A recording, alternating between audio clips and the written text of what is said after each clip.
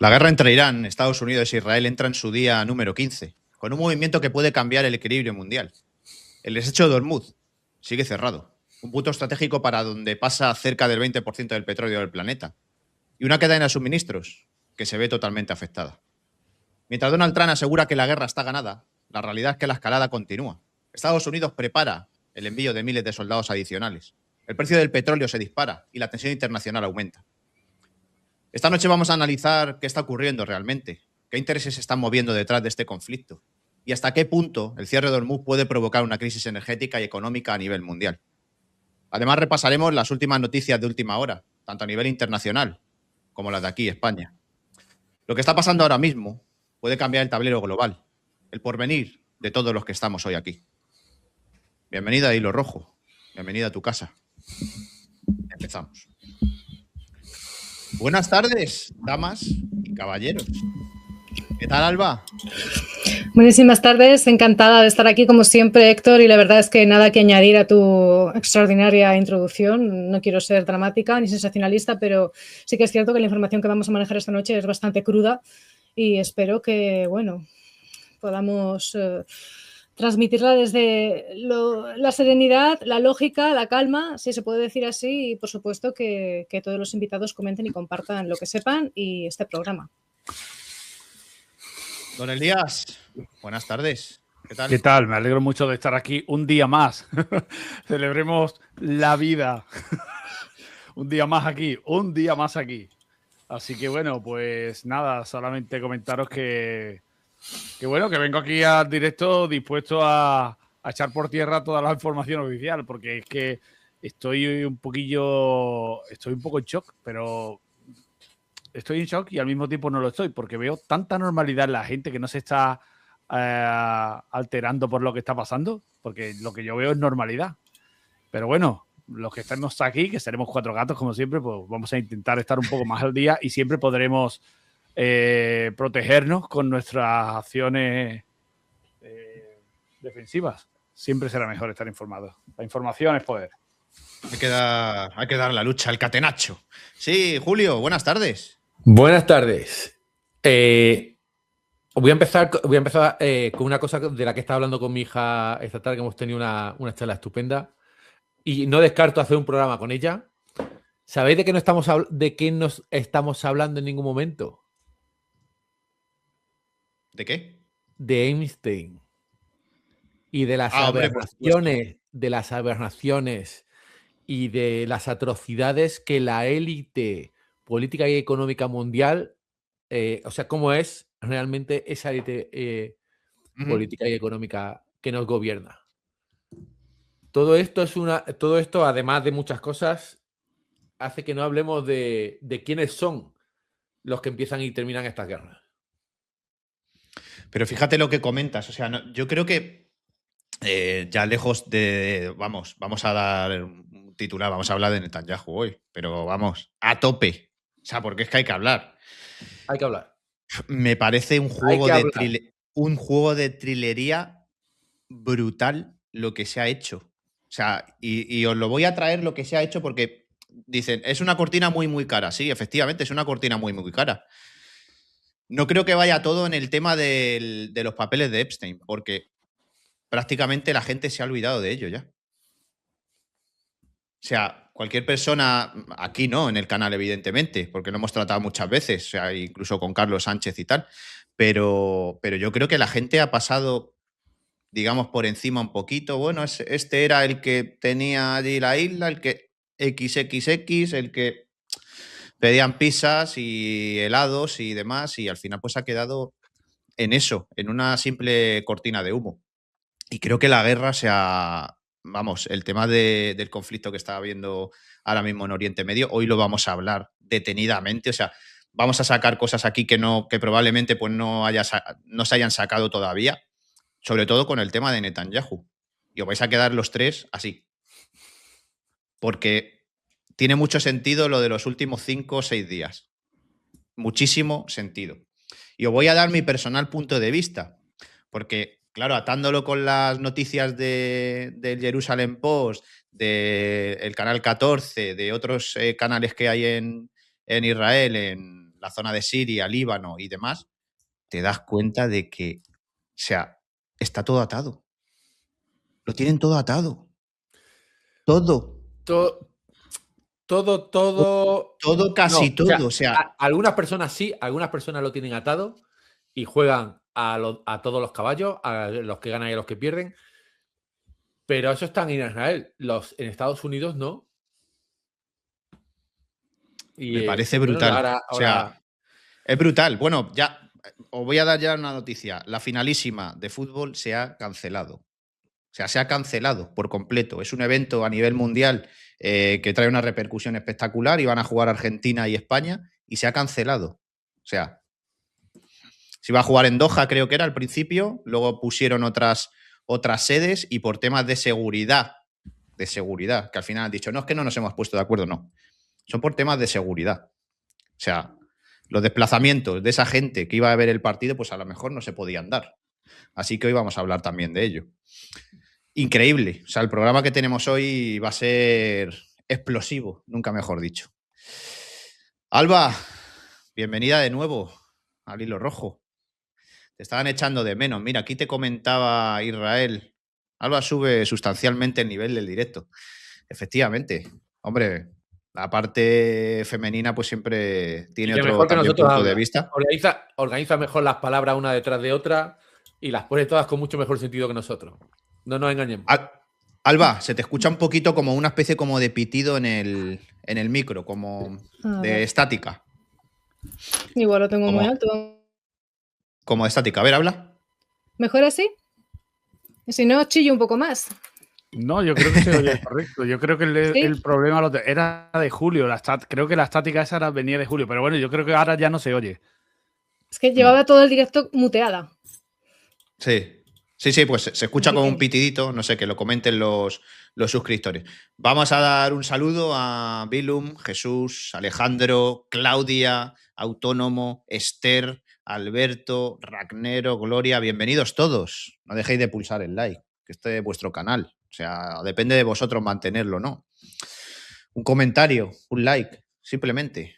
Si queréis, chicos, empezamos. Chicos, empezamos. Un futuro incierto.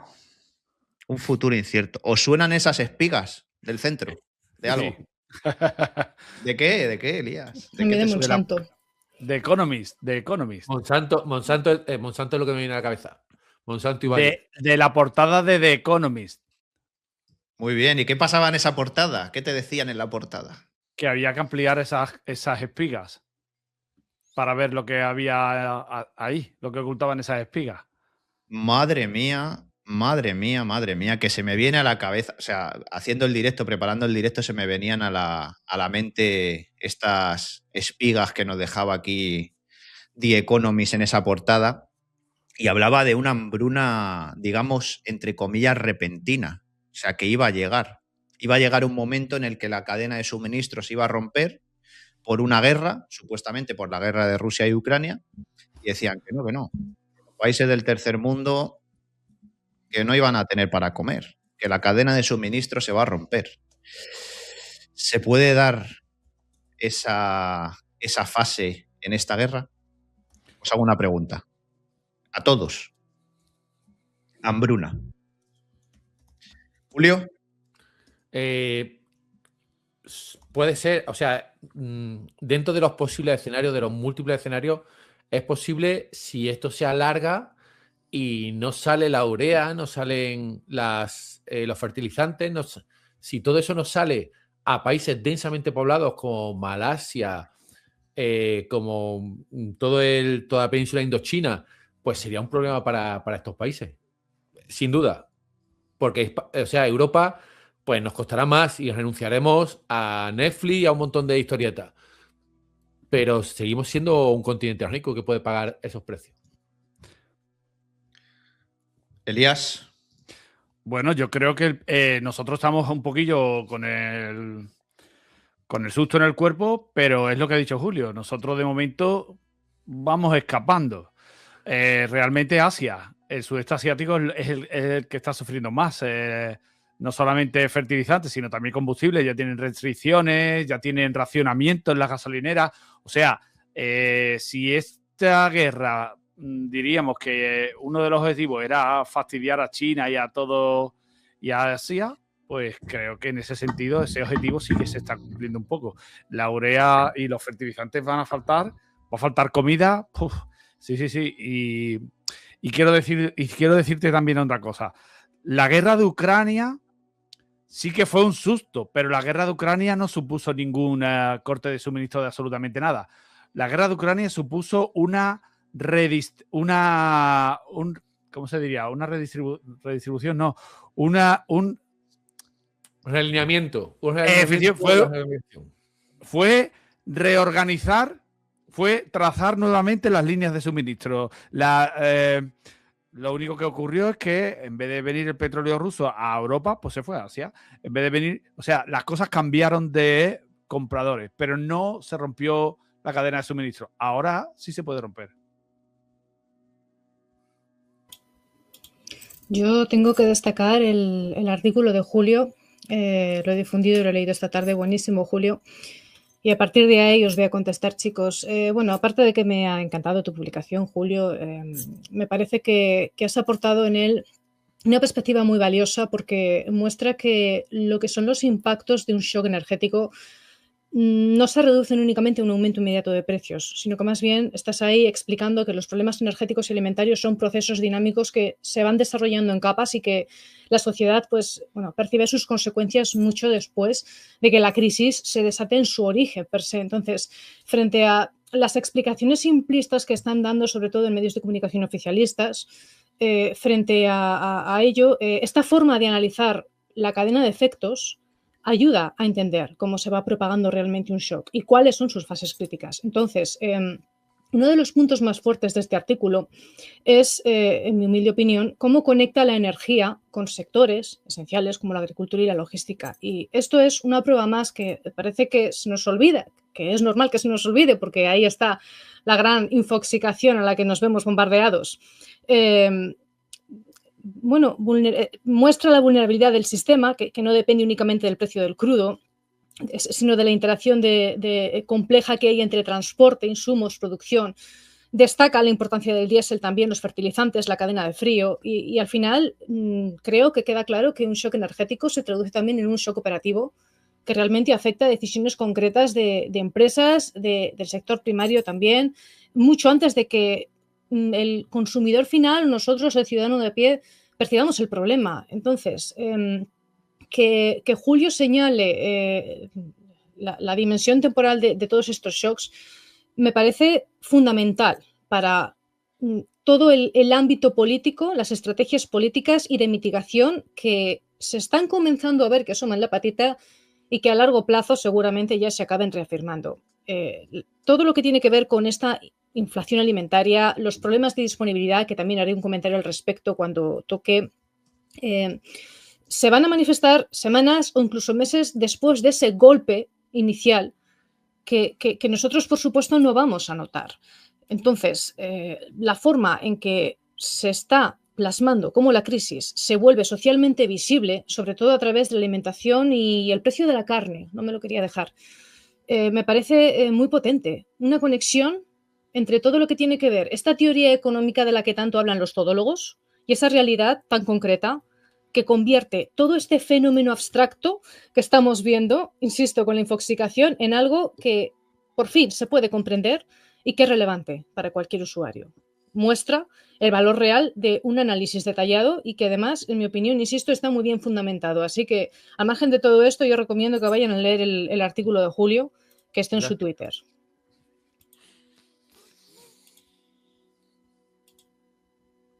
Dale. No se te oye. Vale. Sí. Quiero decir, estoy en una cosa en la que me gusta lo que ha dicho de Alba. Lo de la infoxicación es cierta, pero Alba, es necesario. Porque tienes que intentar engañar al máximo posible de gente para que no haya pánico. Y porque el pánico podría Claro, yo estoy de acuerdo contigo en que si no tienes información, imagínate que se rompe la cadena de suministro y te quedas sin nada. Tienes que prepararte, ¿vale? Pero camarón que se duerme, se lo lleva a la corriente. Y así tiene que ser, porque si ahora empezaran los medios de comunicación a dar las noticias reales y avisar realmente y hubiera pánico, entonces habría desabastecimiento antes de que se rompiera la cadena de suministro. Porque pasaría ¿Tú como crees cuando que pasó el COVID. crees que es para que no haya pánico o es para llevarnos hacia el camino que ellos quieren? Que normalmente Ah, es una solución que no es tal, porque realmente es un desastre que han formado ellos previamente de una situación que han controlado perfectamente. podría ser cualquier cosa. Piensa mal y acertarás. Pero lo que te quiero decir es que considero que está muy bien que haya infoxicación, porque es que si no, no sé, entonces no tendría beneficio el estar bien informado. Y creo que en ese sentido creo que Pero infoxicación es un concepto que, bueno, con el lenguaje moderno, el periodismo y todo eso, no voy a entrar en tecnicismos, lo que realmente manifiesta ese concepto es que hay sobreinformación. Y la sobreinformación es un poco cuando entras en la deep web, que como no hay filtro, hay muchas cosas que son mentiras. Lamentablemente, ya, esto es un punto personal, esta infoxicación tiene un 90% de medias verdades y el resto ya son opiniones, todo ahí mezclado, una pelota y te la tragas. sí, Entonces, sí. tampoco estaríamos tampoco muy bien informados. Bueno, pues ahí tienes que ya. Yo creo que la responsabilidad de al final estar bien informado o mal, creo que recae en el propio usuario final. Es decir, es responsabilidad nuestra, individual, el ir cogiendo de esto sí me lo creo, esto no, y deshacer la pelota, la madeja, y decir, me quedo con esto, me quedo con esto, y esto lo desecho. Y sí, es verdad que es cierto que no se puede saber de todo, pero bueno, esa es no sé, pienso que es una responsabilidad individual del usuario final. Sí, yo pienso igual, un poco bidireccional, porque los comunicadores periodistas tenemos cierta responsabilidad a la hora de manejar la información, de ahí también lo que has comentado de ir deshaciendo esa madeja de datos, que hay muchas formas de exponer un mensaje, pero luego también el receptor pues tiene que tener la mente limpia, partir desde lo objetivo, porque en el fondo pues todos, yo incluida, porque yo no soy perfecta, por supuesto, soy la más desastre creo de los 4, al final nos programan para ello y partimos desde una realidad, la realidad que creemos, y un mensaje aséptico neutro total, ya nosotros lo encasillamos automáticamente. Sí. Estoy totalmente de acuerdo. Y además, permíteme un momento y te dejo. Sí. También considero que es sano no creerte a pies juntillas a tu influencer de referencia, porque todos nos podemos equivocar. Y creo que bienvenida sea la discrepancia, lo que yo digo siempre en los vídeos. Bienvenida Totalmente sea de acuerdo. Julio. Voy a decir algo que va a ser muy políticamente incorrecto. Así uno lo de los tres, luego, cuando ya conteste o ya uno lo de los tres. Muy políticamente incorrecto para nosotros, o sea, dentro de nuestra forma de pensar. Estados Unidos, el gobierno de Estados Unidos le ha dicho a los dueños de las redes sociales y a las grandes productoras de televisión que dejen de emitir información verídica que perjudique a Estados Unidos en la guerra con Irán. Y eso tiene mucho sentido, porque si bien hay una pequeña parte de la población que puede entender y puede discernir y que incluso que puede seguir apoyando a Estados Unidos, incluso recibiendo el mensaje iraní, igual que Europa había una pequeña parte que podía entender la posición rusa, aun apoyando a Europa frente a Rusia. Lo que sucede es que la mayoría no. La mayoría social no es capaz de hacer ese esfuerzo mental. Entonces, si quieres proteger a largo plazo la unidad del país en una guerra, tienes que filtrar la información que le llega al país. Y esto es muy malo para una pequeña parte de la población que sí sabe distinguir la noticia y que sí sabe entenderlas y leerlas. Eso significa que si España, por ejemplo, se posicionara a favor de Irán, debería controlar todos los mensajes que se hacen a favor de Israel y debería filtrarlos para que no aparecieran. Entonces, de alguna forma, si entendemos en qué posición está nuestro gobierno o la Unión Europea en un conflicto, las noticias que nos llegan deberíamos entender por qué y cómo están filtradas y no molestarnos demasiado con nuestros gobiernos o nuestras entidades supranacionales por hacernos eso. La habéis dejado, pues eso, me viene votando, soy Carlos Alcaraz y no llevo raqueta. ¿Habéis vuelto a ver aquí, en las solapas, el PIN de la 2030? A muchos dirigentes. Eso está muerto ya, eso se murió cuando se murió el Papa Francisco, eso se acabó. La gente que todavía la comenta qué es lo que se está pasando en las redes sociales no está despierta, no se da cuenta. Eso acabó. Eso Elías, han ganado. Han ganado. La guerra está sirviendo para terminar la obra de la Agenda 2030 y va a servir para ello. Se está diciendo que en Dinamarca no usen el coche.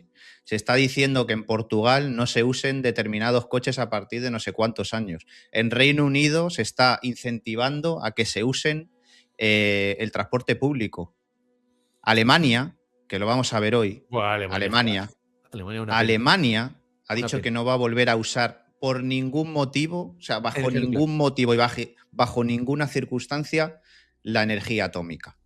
Y te lo está diciendo un tío que es el presidente de allí, de Alemania, que ha ido hace 2 días a Estados Unidos a hablar con uno de los líderes.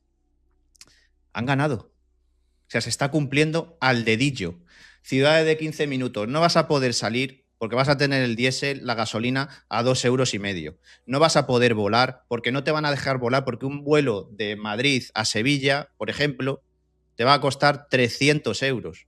Bajar o subir de Madrid a Barcelona te va a costar 250, 300 € y de vuelta. ¿Quién se puede permitir eso? Los vuelos, turismo, etcétera, etcétera, han ganado, lo han conseguido. Han conseguido meterte en el redil. La alimentación igual. No te vas a poder permitir. A partir de ahora, si suben los precios, la gente que comía carne de clase C no va a poder comer de clase C. Va a tener que comer carne de clase F. La fruta, igual, lo mismo. No se va a poder permitir un kiwi. Si el otro día fuimos a comprar los kiwis a casi 4 € el kilo. Te lo puedes permitir, te puedes comprar un kilo de kiwis, pero la gente que no se lo pueda permitir no puede, o sea, no puede pagar 4 € por un kilo de kiwis. Y así prácticamente todo. Entonces te das cuenta de que poco a poco esa agenda que supuestamente había muerto está más viva que nunca. Está más viva que nunca porque es que están terminando la obra. Terminando la obra. Pero eso es también algo que estábamos pidiendo, el que no trajesen uvas desde Colombia o desde Sudáfrica a España. O sea, que cómo era posible que llegasen uvas desde allí y fuesen más baratas que las que se producían en España. Es que eso es algo que hemos pedido a gritos. Es impresionante. Si te pones a hilar prácticamente todo, o sea, inmigración, alimentación, la calidad de la alimentación desde el año 2000 hasta ahora, o sea, si es que lo decimos aquí muchísimas veces. Es que hemos pasado de comer merluza a comer panga. O sea, me refiero a la sociedad en general. De comerte un chuletón a comerte pues los filetitos estos de pavo que vienen prácticamente prensados en los paquetes que te ponen 3 filetes por 5 €. O sea, que te das cuenta de que algo se ha hecho.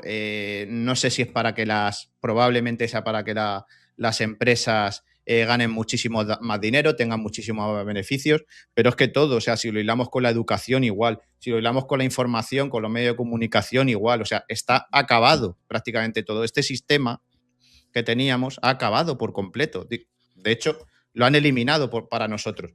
Y Klaus Schwab en su casa tiene que estar, pues eso, sentado en la mecedora, el tío, mirando por la ventana y diciendo, es que estoy acabando mi obra. Estoy acabando mi obra, la pipa en mano y el busto que tiene creo que era de Lenin detrás. O sea, me parece increíble. Si lo hiláis, suscriptores, vosotros, Alba, Elías, Julio, si hiláis todo eso, os dais cuenta de que todos los goals se llaman, ¿no?, de la Agenda 2030, prácticamente se están cumpliendo. O sea, hambrunas, pobreza, inmigración, agua, que no se ha tocado o es prácticamente lo que no se debería de tocar absolutamente nunca, el agua. Estamos viendo cosas que no son prácticamente normales, o sea, entonces creo que la degradación es que es latente, o sea, yo lo noto y es latente, tanto en la forma de hablar de la gente, o sea, te das cuenta de que algo no funciona, algo no han querido que funcione y te llevan pues eso, a una especie como de redil que va a ser pues muy, muy difícil de salir. Yo no estoy de acuerdo contigo. Pero es que explicarlo ahora es muy largo. O sea, yo lo he hecho vídeos sobre esto. Se decidió en la reunión de Santa Fe, lo decidió la NSA, se decidió el escenario antropogénico. Y en detrimento, había 4 escenarios. Se desecharon 2 y se quedaron el antropogénico y el catastrófico. Trump lo que ha hecho, ha dicho, el antropogénico no vale. Pum, le ha dado una patada al tablero, vamos al catastrófico. Y esto es lo que estamos viendo ahora. La Agenda 2030 era el escenario antropogénico, el planeta, no sé qué, vamos a dejar de consumir. Era levantar el pie del acelerador y pegarnos la hostia o alargar el chicle lo máximo posible a ver si si daba tiempo a sacar algo. Pero ha llegado Trump y ha dicho, esto no vale, patada al tablero y vamos al escenario catastrófico. Y ya está. Y en el catastrófico estamos. Que es lo que está pasando, que es muchísimo peor. Porque ahora ya quien habla de los polos, se están derritiendo los polos, se mueren los bichos. Nadie.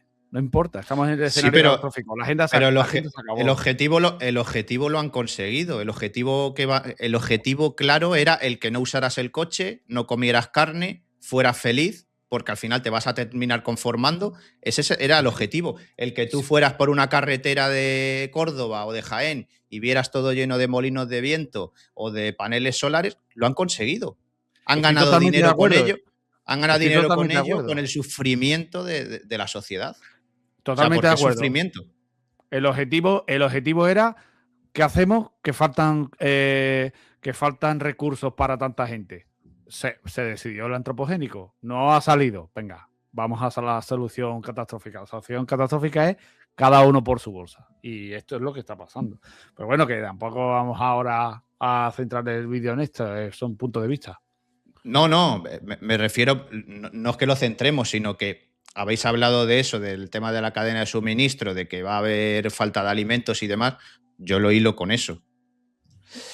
Vamos a seguir. Damas y caballeros, futuro incierto, petróleo. Ese cráneo ahí sacando, ¿no?, de petróleo de donde no había antes. Como siempre, don Elías, Julio, Alba y un servidor aquí haciendo las veces de presentador. Ahí tenéis nuestras direcciones de X, activos como siempre, o inactivos a veces. Si no estamos activos, pues uno sí que hace las veces de otro que hace hilos, artículos y demás. Entre todos nos complementamos ahí a tope. Así que seguidnos. La cuenta de X, del hilo rojo para los que nos veis desde la televisión. Sabemos que nos veis muchos. Habéis subido, ¿eh? Un 26, un 27% ya nos veis desde la televisión. Los que no nos seguís, adelante. Vamos con una breve introducción. Ahí está Netanyahu con su manita roja y una de las imágenes probablemente del año 2020. Ese hombre ahí con los papeles higiénicos lleno un carro entero de papel higiénico. Oye, que me lo quitan de las manos, niño. En este nuevo directo de Hilo Rojo profundizaremos en el análisis del conflicto que enfrenta Irán, Estados Unidos e Israel. Una guerra que ya alcanza su día número 15. 15 días. Estábamos hablando de 7, que iba a durar poco, de que iba a durar 5, que iba a durar 3. Ya vamos por el día 15. Y que comienza a tener implicaciones que podrían alterar el equilibrio geopolítico global. Examinaremos el impacto del cierre del Estrecho de Hormuz, un punto estratégico por el que transita cerca del 20% del petróleo del planeta y cuya paralización está tensionando los mercados energéticos internacionales. A través de un análisis estructural reflexionaremos sobre cómo esta escalada militar podría desencadenar una crisis energética y económica con consecuencias a escala mundial. Lo que hemos comentado, o sea, vamos a ir haciendo pasitos suavecito. Internacionales, las noticias internacionales. Vamos con Vladimir, nuestro querido Vladimir. Si Estados Unidos hace el más mínimo ataque a nuestra infraestructura energética o a nuestros puertos, acabaremos con toda la infraestructura de petróleo y gas de la región, de la que se abastecen los mismos Estados Unidos y sus aliados. Hemos comentado muchas veces cuánto petróleo del que se saca de aquí va a Estados Unidos y a Occidente. Julio. Muy poco, nada. No, la mayoría va a Asia. La mayoría va a Asia y a la zona. Efectivamente. Era un 12, un 8%, ¿no? Lo que se llegaba a Occidente, ¿puede ser? Sí. No lo recuerdo. Pero es que además el que llega a Occidente llega no es petróleo iraquí que no sale por el Golfo, sino que sale de Kirkuk, si no recuerdo mal, que está en el norte de Irak, en la zona kurda, y a través de ahí va atravesando Siria hasta el Mediterráneo o por Turquía. Y esa es la salida. Entonces, no debería afectarnos mucho el suministro, pero sí el precio. Claro, todo esto viene a, reivindicando el tema de que Estados Unidos, el otro día Trump, el día 13, por la noche, comentó que la joya de la corona iraní, Karg Island, la habían tomado. O sea, que no habían destruido la infraestructura, digamos, petrolífera completa, pero sí que la habían tomado y que el siguiente ataque podía ser aún más letal. Y dice, Irán nunca debería tener un arma nuclear. Fijaros en una curiosidad, porque la isla de Karg fue un mapa de multijugador muy popular en el juego Battlefield 3. Algunos marines conocen la configuración de esta isla mejor que los iraníes. Madre mía, ¿eh?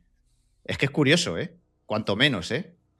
Que te den el mapita de la isla de Karg, se lo conozcan al dedillo, me parece bastante curioso.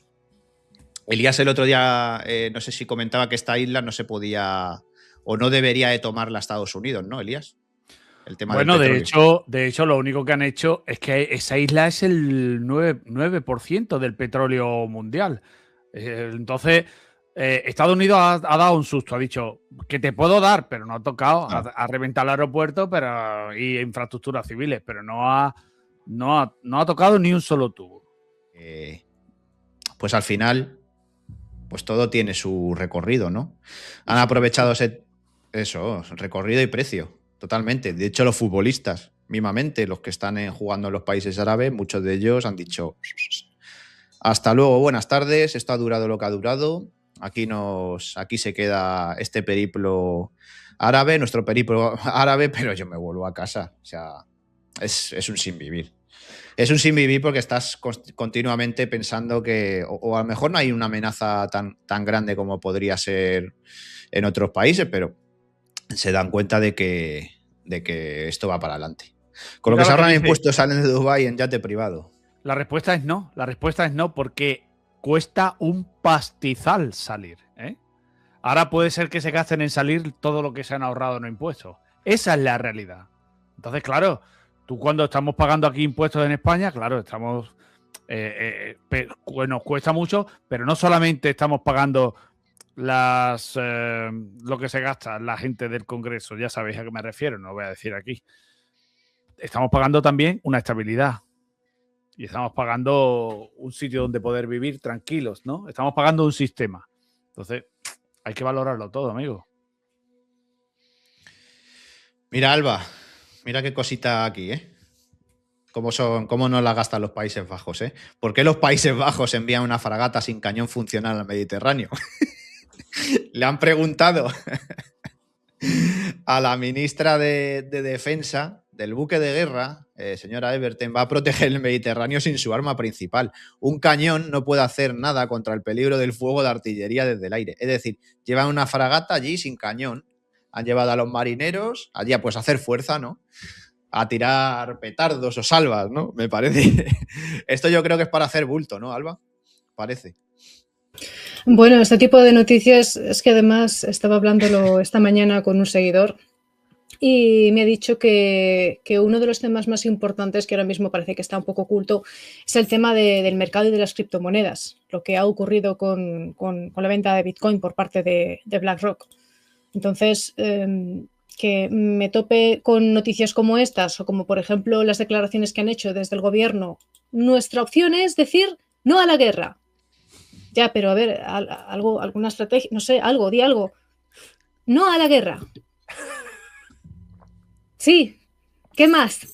Entonces, sí, ¿no? Se quedan en ese de ahí en bucle y ya está. Y luego tenemos también a Pedro Sánchez diciendo que es que hay que votar al PSOE porque eso ya lo hablaremos en otra parte del programa, que eso es pues votar no a la guerra, votar a favor de las mujeres, que pobrecitas lo que las hacen cuando hay guerra, de los niños, del mercado, del campo, me viene ahí Mercosur a la cabeza, etcétera, etcétera. Entonces, mientras por un lado nos bombardean con esto y hace pensar, Dios mío, pero en nuestro país, por ejemplo, o Europa, o qué va a hacer, qué protección tenemos, porque nos consta que hay otros, como por ejemplo Marruecos, que están armados hasta los dientes.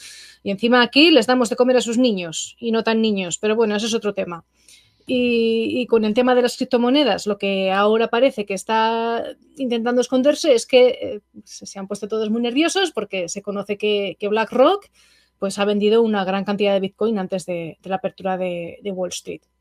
Y se calcula que en pocos minutos ha vendido pues a lo mejor más de 250 millones de dólares, y esto ha generado preocupación entre muchos inversores, porque por un lado hay quienes piensan que este movimiento significa que BlackRock sabe algo que el resto del mercado aún no sabe, y algunos creen que es que pues podría haber malas noticias a punto de salir, como una escalada del conflicto entre Irán e Israel o nuevos datos económicos negativos en Estados Unidos, como muchos jubilados que están sacando su dinero de allí para tenerlo físico en su casa. Y según esta visión, pues la gran venta sería una forma de adelantarse a una posible caída fuerte del mercado. Pero claro, por otro lado, bueno, yo no soy economista, lo dejo ahí patente, otros expertos consideran que no necesariamente hay que alarmarse porque son cosas normales, que BlackRock pues, gestiona enormes cantidades de dinero y que por eso pues, vende cientos de millones para hacer un ajuste y equilibrar sus inversiones, ¿no? Y que también puede tratarse de una forma de recoger beneficios después de estas últimas subidas o de mantener liquidez. Entonces, entre esto y entre que otros también rumorean que puede ser una estrategia de mercado, ¿no? Vender primero para provocar miedo entre los pequeños inversores y a recomprar más barato cuando el precio baje, pues supongo que esto ya es cuestión de tiempo. O si nos fijamos en las señales, pues ya iremos viendo detalles, que eso es lo importante. Igual me he desviado un poquito, ¿verdad? No. Dicho lo cual, o sea, latente, o sea, esto es Europa. O sea, un cañón que no funciona, o sea, llevan una fragata con los cañones como llevó o como quería regalar, ¿no? Era España, ¿no? Los tanques que no podían disparar, los Leopard, ¿no? Eran los que iban por piezas a Ucrania y se llevaron allí pues para que murieran allí en el campo de batalla. O sea, es espectacular. Esto es Europa, damas y caballeros. Vamos a pasar, que esto le va a gustar. Esto le va a encantar a Julio. Estas de las cosas que le encantan a Julio, sí. Simbología pura y dura. Porque se hilan con las cosas que tú me dices y que yo no me creo. Eso es. Esta es la Comisión de Libertad Religiosa de Estados Unidos. Y diréis, ¿qué carajos es esto? Pues efectivamente, Estados Unidos tiene una Comisión de Libertad Religiosa que la lleva el gobierno de Estados Unidos y está dentro del gobierno de Estados Unidos, con una comisión con gente bastante poderosa. Pero claro, esa comisión tiene personas de todas las ramas religiosas, ¿no, Julio? Tiene musulmanes, sí, tiene judíos askenazís, tiene judíos sionistas, tiene ortodoxos, tiene cristianos, tiene budistas, tiene de todas las religiones. ¿Qué ha pasado, Julio? Pues antes, ¿te has dado cuenta que hay una rubia de rojo en un lateral? Efectivamente, la de la portada de The Economist, sí. Vale. Pues lo que ha pasado es que después de 20 años, siguiendo a Donald Trump a todos sitios y tragando con carne y carneta, apoyando al Partido Republicano, la han dimitido y ella ha dimitido y se está posicionando en contra de la postura de la deriva religioso-ideológica que está tomando el poder en Estados Unidos. Como siempre, una marioneta. Vamos con Tucker Carlson. Mira, Elías, lo que nos dice Tucker Carlson. Afirma que Estados Unidos está considerando usar armas nucleares contra Irán. Este sería el último gran paso, ¿no? O la digamos, la salida que pudiera tener. Alba, levante usted la mano cuando quiera. Sí, quiero comentar antes de pasar esta noticia porque, bueno, se están diciendo que no intervengo, bueno, pues voy a hablar un poquito porque es que también me gusta escucharos y la verdad es que lo que habéis comentado de Netanyahu, pues también estoy de acuerdo con vosotros, entonces no me voy a repetir, pero sí quiero aportar otro lado, de acuerdo a la otra cara de la moneda, sobre el vídeo de Netanyahu, que además me han preguntado esta mañana. Hay gente que cree que lo de la IA, ¿de acuerdo? Lo de los dedos, el anterior, no fue un accidente del gobierno israelí, sino una manipulación externa. Dicen que es que el vídeo original de la rueda de prensa era real, con 5 dedos, pero que ha habido grupos de desinformación que lo editaron después con IA para añadirle el sexto dedo, fíjate, y hacerlo viral, porque el objetivo sería que la gente deje de creer en lo que ve, creando esa sensación de caos y de duda sobre si su líder es real o una animación. Entonces, en este caso, no es que Netanyahu haya fallecido, sino que sus enemigos están usando la tecnología para que parezca que ha muerto, que es un clon digital. Esto ya visto también desde la perspectiva de la ciudadanía, ¿de acuerdo? No desde la política estricta. Y al final no dejan de decir en que es un ataque de desinformación, porque Alba, es que hacer un directo de televisión con un deepfake así perfecto es casi imposible hoy día. Casi. De hecho, no es tan perfecto y ese vídeo pues no es tan perfecto, valga la redundancia, pero editar un fragmento de vídeo después de que se haya emitido para que parezca que tiene 6 dedos, pues eso sí es fácil, muy fácil. Yo pienso que, bueno, precisamente el vídeo, pues ese casi perfecto es lo que marca la diferencia y bueno, ya me acuerdo de lo que ocurrió con Kirk, ¿no? Creo que el anillo que había cambiaba de dedo cuando estaba dando una conferencia, cogía el micro y se veían los 3 dedos así. Entonces, lo que ocurre si muere Netanyahu es que militarmente la respuesta de Israel ya sería una ofensiva total de cara a la galería. Existe una regla no escrita en la región que es que si golpeas la cabeza del Estado, pues que la represalia va a ser devastadora, sobre todo para restaurar el miedo en el enemigo, que es la mejor herramienta que hay. Entonces, Israel ahí ya no se limitaría a ataques precisos, ni a pequeños avisos antes de, ni la estrategia que está utilizando ahora mismo, sino que pues lo que se teoriza es que habría bombardeo masivo, las infraestructuras petroleras iraníes, los centros de mando, y esto arrastraría a Hezbollah a una invasión terrestre pues desde el Líbano, convirtiendo el conflicto en una superguerra regional que ya sí que obligaría a Estados Unidos y a Donald Trump a intervenir de forma directa y definitiva. Entonces, desde el punto de vista económico también, el mundo entero, y aquí me viene a la cabeza mi amado Pedro Sánchez, el mundo entero sentiría el golpe en el bolsillo, porque habría una gran incertidumbre sobre quién manda en Israel, porque por suerte o por desgracia pocas personas saben quién está puesto a dedo, así que tenéis que ver el hilo rojo, y la furia de la respuesta militar harían que el precio del petróleo se disparara y bueno, ya sabemos lo que ocurre con el estrecho de Hormuz, se cierra del todo por la escalada, pues ya habría una crisis energética global, vamos, es que se armaría la reina madre y al final la relación con Donald Trump entraría en una fase más que crítica. Trump ha dicho que la guerra ya está ganada, vale, si ocurre esto te vas a quedar sin el interlocutor principal y como bien habéis dicho va a ser mucho peor porque el presidente de Estados Unidos que bueno, es un detalle además que es que se está comentando mucho en internet ahora, dicen que podría aprovechar el caos para forzar ese cambio de régimen total en Irán, argumentando que es que ya no hay vuelta atrás. Entonces, tanto que dicen que la muerte de Netanyahu va a traer paz, bueno, sea lo que sea, poniéndonos incluso en el peor escenario, funcionaría más bien como el detonante de una fase mucho más violenta y descontrolada del conflicto, porque aquí ya no habría diplomacia, ni derechos universales, humanos, internacionales, ni nada, ni pon la etiqueta que quieras, que no, todo estaría muerto, enterrado, agusanado y sangrando.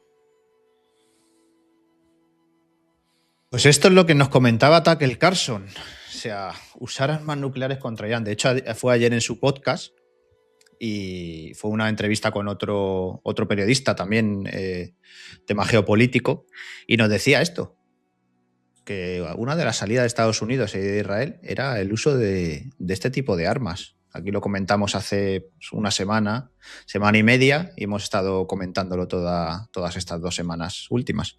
De Madre hecho, mía, Marco, Sí, sí, Elías. No, Julio, que, perdón.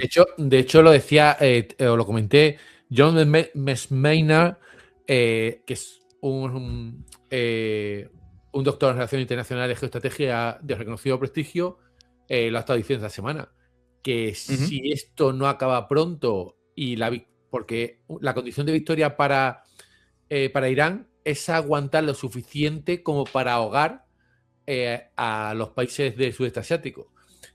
Si Estados Unidos no consigue una victoria anterior, no una victoria porque ya podría declarar que ha ganado, porque ha eliminado todo el ejército, todo el poder militar de Irán. El problema de Estados Unidos es que no puede salir de esa trampa, porque sería simplemente una pausa, no sería ganar la guerra definitivamente como quiere Israel. Entonces, lo que dice Maynard, que si esto no evoluciona de forma favorable para Israel y Estados Unidos, que él está seguro de que se emplearán las nuques. Una salida. La salida menos buena, digámoslo así. ¿Y las armas nucleares garantizarían que va a salir todo bien? No, un momento, aquí no hay ni bien ni mal.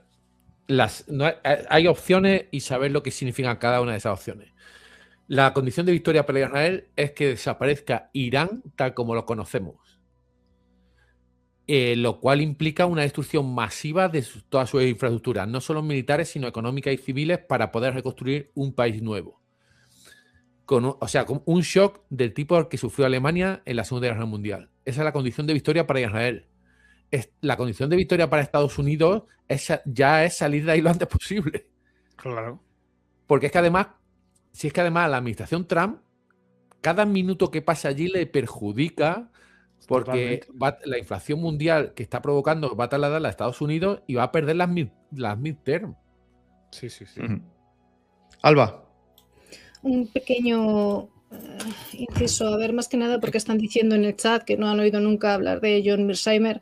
Bueno, a ver, las grandes potencias, John Mearsheimer insiste en que buscan la hegemonía regional para asegurar su supervivencia. Entonces, parte desde una lógica de realismo ofensivo, ¿de acuerdo? Defiende que las armas nucleares actúan como el mayor mecanismo de disuasión, porque la destrucción mutua asegurada hace que una guerra entre potencias resulte irracional. Entonces, para comprenderle, hay que entender que para él el sistema internacional no es una comunidad, digamos que es más bien como un callejón oscuro, ¿vale? Donde no hay policía, no hay autoridad central que te proteja. Entonces, en este escenario, su tesis sobre las armas nucleares es muy fría y muy contundente, y es que las bombas atómicas son las mejores guardianas de la paz para el ser humano, según ha inventado nuestra especie. Entonces, Mearsheimer sostiene que las armas nucleares transforman la naturaleza de la guerra. En un mundo donde hay armas, voy a decir, convencionales,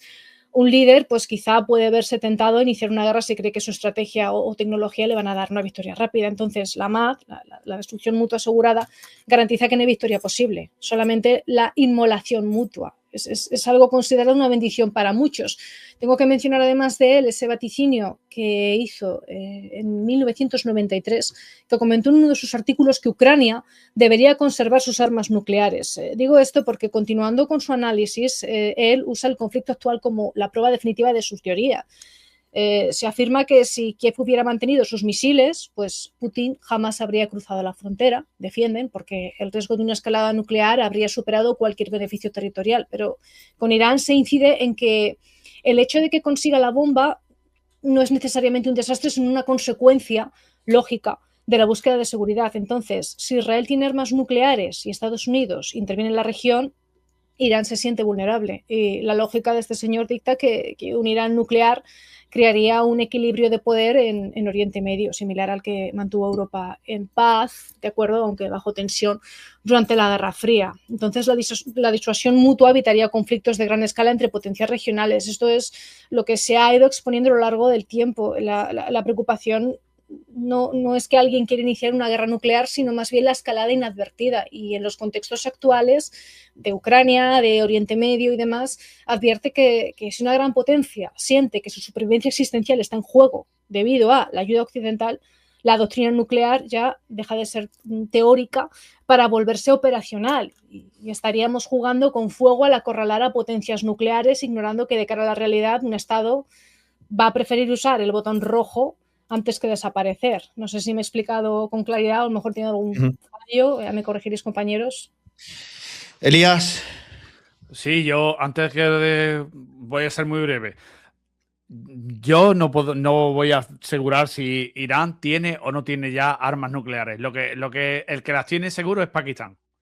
Y Pakistán, si se utilizan armas, yo pienso que si se utilizan armas nucleares contra Irán, Pakistán también son chiíes y van a entonces se va a liar el taco. Yo pienso que se puede liar el taco. Sí, yo pienso que puede ir a la ayuda y entonces India podría atacar Pakistán. Entonces yo pienso que sí que es cierto que los Estados Unidos la pueden utilizar, pero creo que no sería una buena idea.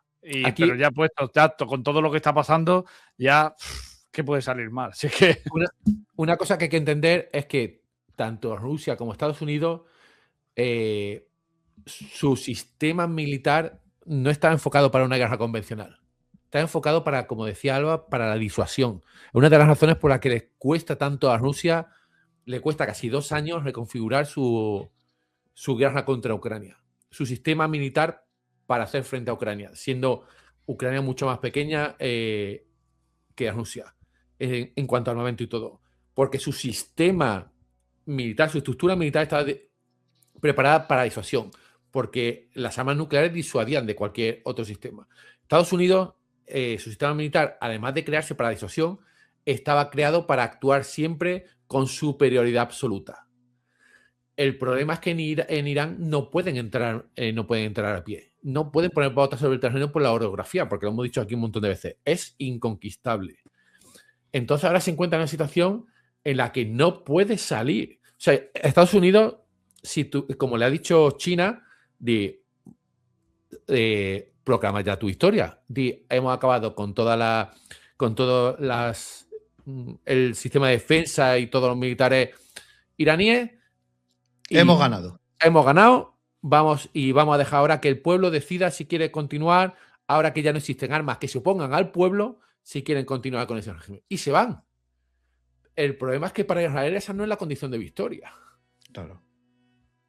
Por eso no sale Trump diciéndolo en una rueda de prensa y diciendo con Pete Hegseth y demás, con la cuadrilla detrás diciendo que se ha terminado, que hemos ganado.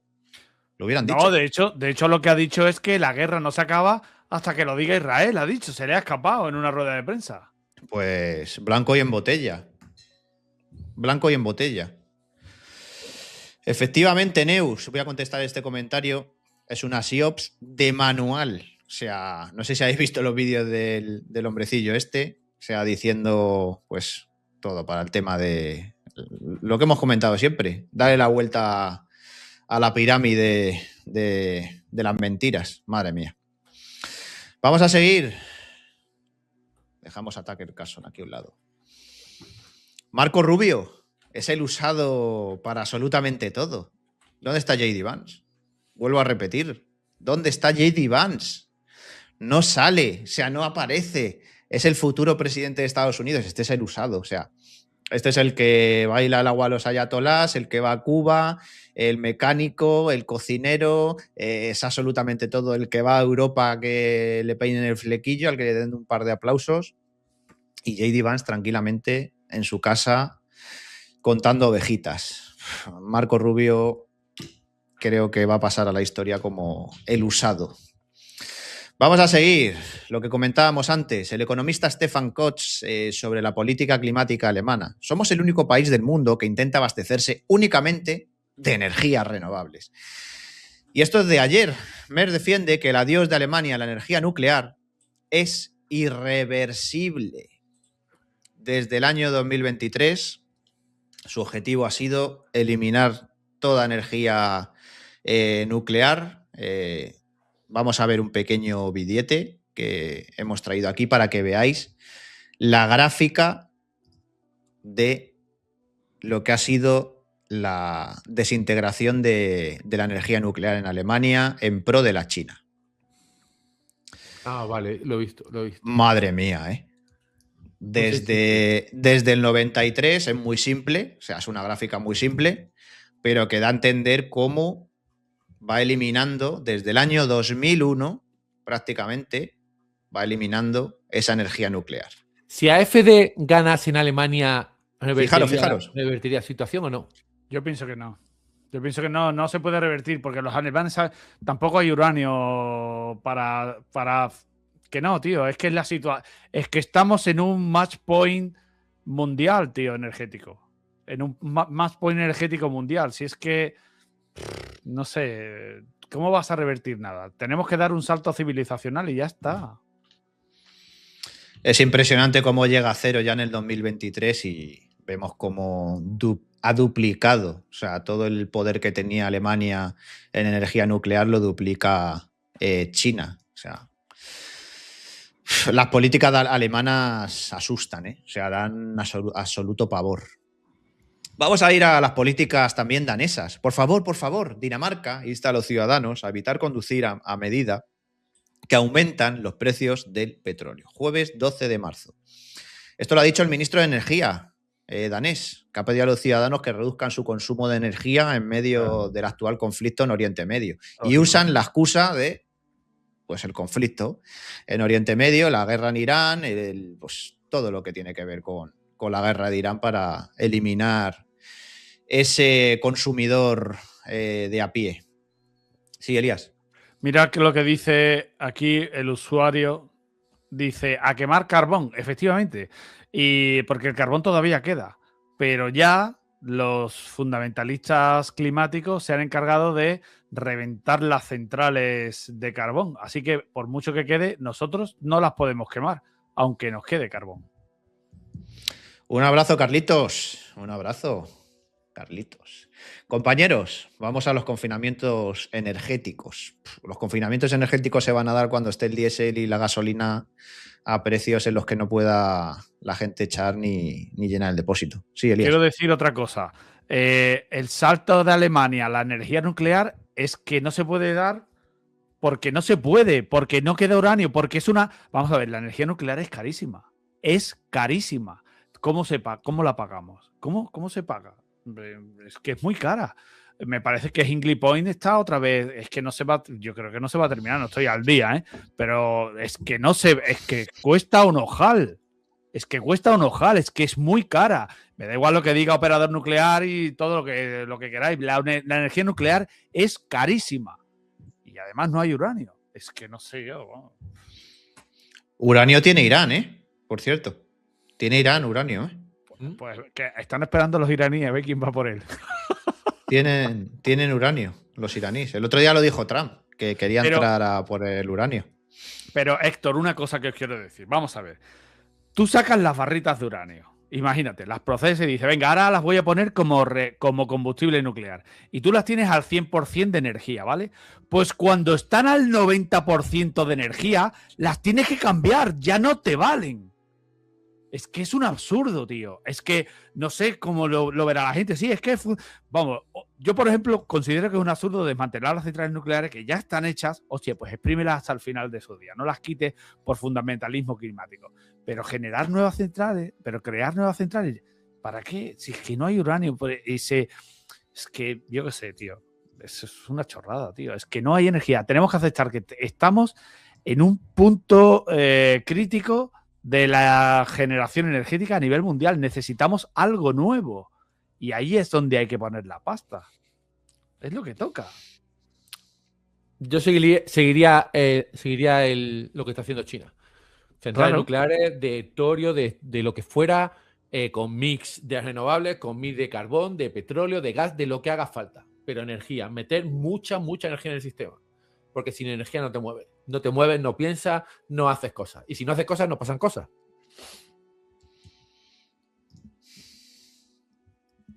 Madre mía, Dinamarca. Ante esto, pues ya te venden los kits. Los kits en los supermercados ya te venden pues, para que les robes la gasolina y el diésel a tu vecino.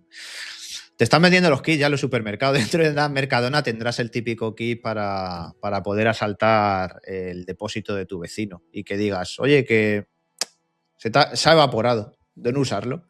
Sí, Julio.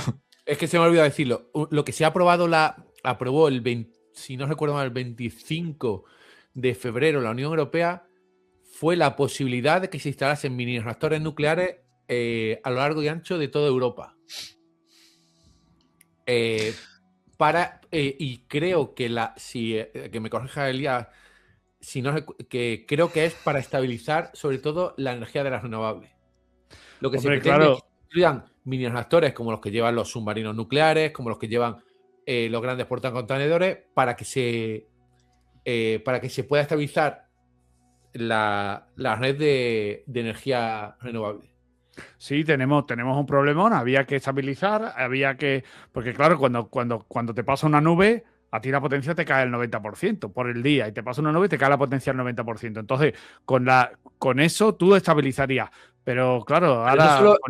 No solo para la cantidad, sino sobre todo para los ciclos. Para la frecuencia a la que se emiten, que tiene que llevar una frecuencia determinada para que entre en la red. Lo estabilizaría todo. De hecho, las baterías funcionan perfectas, pero las baterías tienen también sus problemas. Pero lo que yo quiero decir es que todos los problemas que puede tener de seguridad una planta nuclear, que eso es uno de los grandísimos costes de una planta nuclear, que tiene unas medidas de seguridad impresionantes y debe de ser así. Ahora lo cogemos, hacemos chiquititas y las esparcimos por ahí, por el territorio, y ¿qué puede salir mal?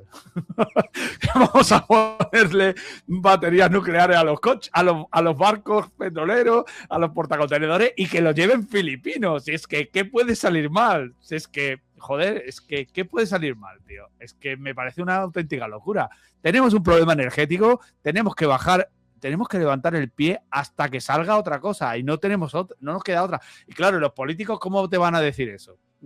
Pues nadie te lo va a decir. Pero es la realidad. Llevamos 20 años desindustrializando Europa. ¿Por qué pensáis que es? Porque esto se sabía. No sé, es que esto se sabía. Llevamos 20 años desindustrializando Europa por esto. Hay un plan de destrucción de Europa, Elías. O sea, pero es que esto se sabe. De destrucción de Europa. Europa tiene sus élites y saben que la energía es un problemón, pero es un problemón. Hostia, habrá que buscar algo nuevo. Lo que no podemos seguir es, vamos por aquí y ya llegaremos al precipicio. El baile del pañuelo, un baile nuevo. Eso es lo que van a buscar. El baile del pañuelo, un baile nuevo. Dale. La portada de Economist, Julio, que te dije... Sí. Cuando te dije... Estuvimos hablando lo del tema del alimento y demás, y te dije, joder, hay una portada del año 2022 cuando el tema de Ucrania y Rusia, que tenía las 3 espigas de cereal, y en sus espigas, como podéis ver aquí, están llenas de calaveras, como si hubiera, pues, una catástrofe sobre la comida, una hambruna repentina. ¿Quién va a sufrir esta hambruna si se corta la cadena de suministro? Julio. Europa no, la sufrirá África y la sufrirá Asia. Y en menor medida Sudamérica, porque está bajo el control está bajo el control de Estados Unidos. Pero casi seguro África África en primer lugar y sudeste asiático. Si hubiera una hambruna en África, ¿qué harían la gente de África? ¿Qué haría la gente de África, Julio? ¿Dónde irían? Sí, pero espera, que ya sé por dónde vas. Cuando dicen, no, pero es que si imaginemos, el Nilo produce trigo de sobra y entonces los egipcios no van a pasar hambre. Sí, porque nosotros pagamos mejor que el ciudadano egipcio ese trigo. Entonces lo traerían aquí porque pagaríamos el doble por él. Uh-huh. Y entonces no se trata de que tú produzcas la comida, sino que tengas capacidad para pagar esa comida. Y en África, aunque tú creas que va a haber emigraciones masivas, la cosa se está poniendo... En Europa, las señales que voy detectando es que vamos despacito, pero sin pausa, hacia un escenario de fronteras cerradas y de personas muy anti-inmigración, o sea, de gobiernos anti-inmigración y anti-musulmanes.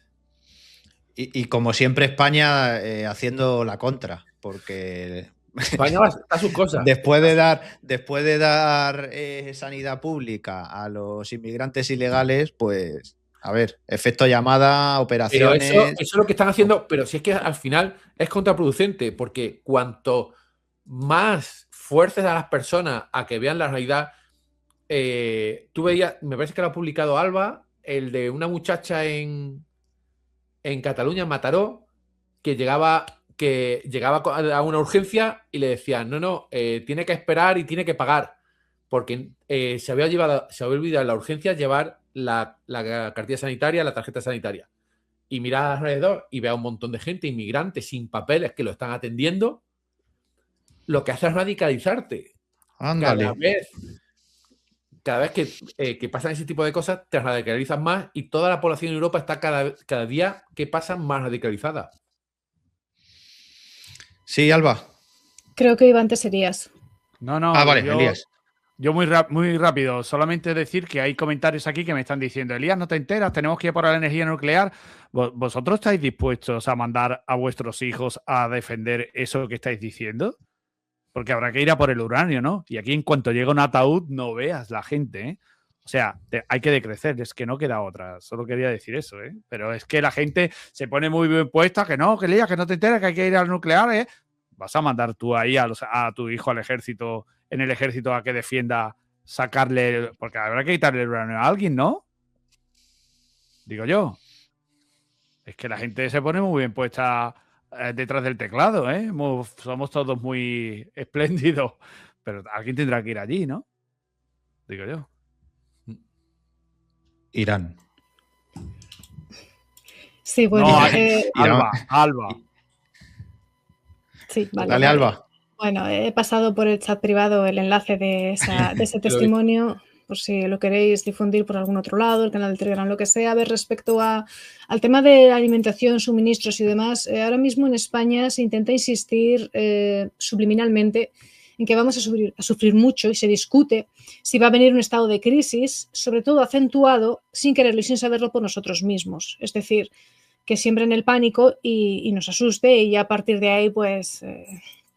perdamos la cabeza, porque puse ayer una noticia sobre ese cuello de botella inesperado en la operativa de la agencia tributaria que ha provocado el bloqueo de más de 11,3 creo millones de litros de gasolina de Jata Energy. Entonces, el origen del problema, según la prensa oficial, es técnico, que ha habido un límite rígido en la tramitación de un modelo, del modelo 319, que ha paralizado de golpe 571 pedidos y, claro, esto supone pues, un impacto económico de no sé cuántos millones de euros.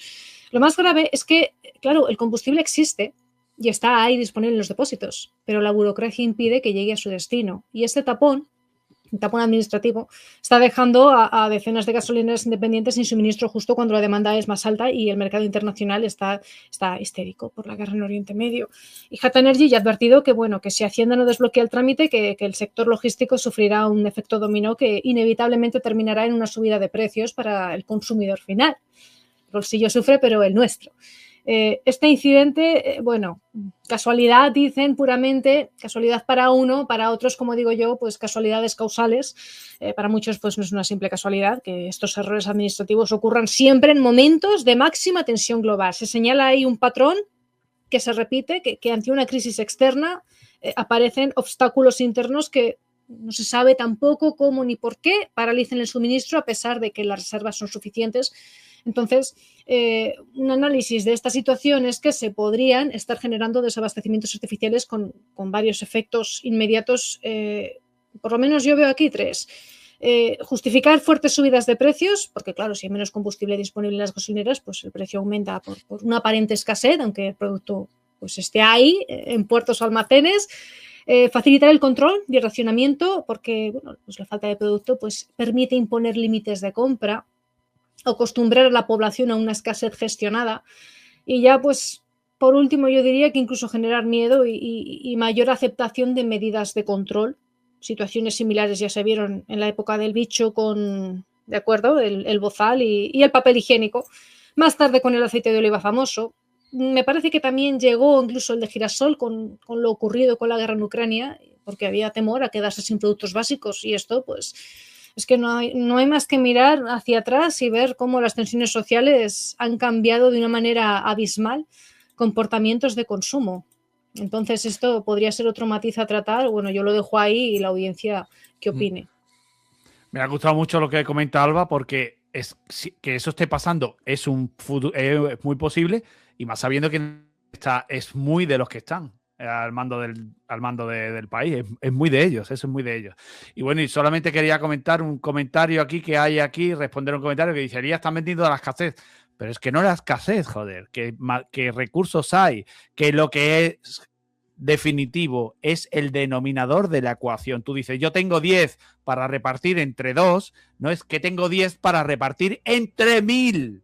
Es el denominador, la parte de abajo de la fracción. Es que, bueno, no, pero bueno. Venga. Vamos a seguir, damas y caballeros. Esto me hizo gracia. Daily Mail, New York Post, el viajero en el tiempo, Donald Trump, su hijo, Byron. Madre mía, madre mía, madre mía. ¿Cómo están las redes? ¿Cómo están las redes? Pero sobre todo, ¿cómo están los medios de comunicación? Esto del Daily Mail y del New York Post. Y decían, ¿es el presidente Trump un viajero en el tiempo? Bocetos centenarios desatan nuevas teorías conspirativas. Esto es alimento para la conspiración. Madre de Dios. Qué desvío de la atención, qué desvío de absolutamente todo. Pero que había gente que dice, y me decía, ¿no te lo crees? Hombre, a ver. O sea, me lo creería si no sé, si me dierais un poquito de más datos, pero no te lo crees.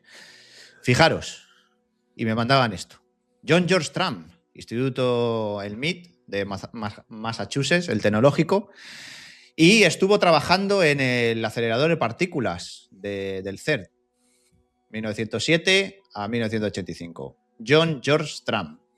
Fijaros en quién es uno de sus nietos, Donald Trump, ¿no? O algo así. Pone abajo. ¿Vale? El presidente Donald Trump. Eso es. Y me mandaban esto. Y dijo, bueno, puede ser, ¿no? Podría ser. Pero, a ver, hay que ser un poquito consciente de que si no tienes esto no llegas a ningún lado. O sea, al final, ¿qué pasa? ¿Que tiene Donald Trump el DeLorean? A ver, vamos a ser un poquito seriotes. Viajeros en el tiempo. Vamos con qué ocurre en España. Y arrancamos con esto, que nos decía el día 13 la Embajada de Estados Unidos en España y Andorra, que se tuviera cuidado con las manifestaciones, con los núcleos grandes de personas, en los estadios, eventos, etcétera, etcétera. Mientras el audaz esté en el poder, no hay manifestaciones importantes. Una simple alerta más. Pero me ciño un poquito más a esto. O sea, así es el avanzado casco del Ejército del Aire Español que llevaron a la revuelta de David Broncano. Parece de Iron Man. Juan Bengoechea, piloto de caza y ataque del Ejército del Aire y del Espacio. ¿Qué es esto, Julio? Pues esto es... ¿Por qué llevan a un piloto del Ejército del Aire? Lo voy a hilar de otra forma. En Alemania se acaba de aprobar una ley para que el año que viene haya el servicio militar obligatorio, y para que si has nacido varón no puedas alegar... Aunque seas trans, eso es. Aunque seas trans, aunque alegues que tu género eres femenino ahora, vas a hacer la mili si has nacido varón. Si allí están empezando, si van a hacer la mili obligatoria y aquí empezarán a hacer la primera voluntaria, pues tendrán que buscar voluntarios. Ya se demostró cuando salió la película de Top Gun en Estados Unidos, que aumentó, me parece que fue un 300% los alistamientos. Pues buscan esto. Aunque no sé si ve alguien la tele todavía. Parece que sí lo ve la gente. Si lo vieron, y ninguno de los dos lo vio. Y esta madre mía. De hacer la mili. Vaya movimiento psicológico, hacia lo militar, y dando un poquito de publicidad a este sector. No sé, sí, Alba. No sé si os acordáis de una vez que os traje, estaba todavía la guerra de Ucrania, estaba empezando la guerra de Ucrania, me parece que estaba Solo Clima, a una ucraniana vestida de uniforme y con una corona de flores que decía, van a empezar a vendernos esto. Sí, lo sí, bonita yo que me es la acuerdo guerra, perfectamente.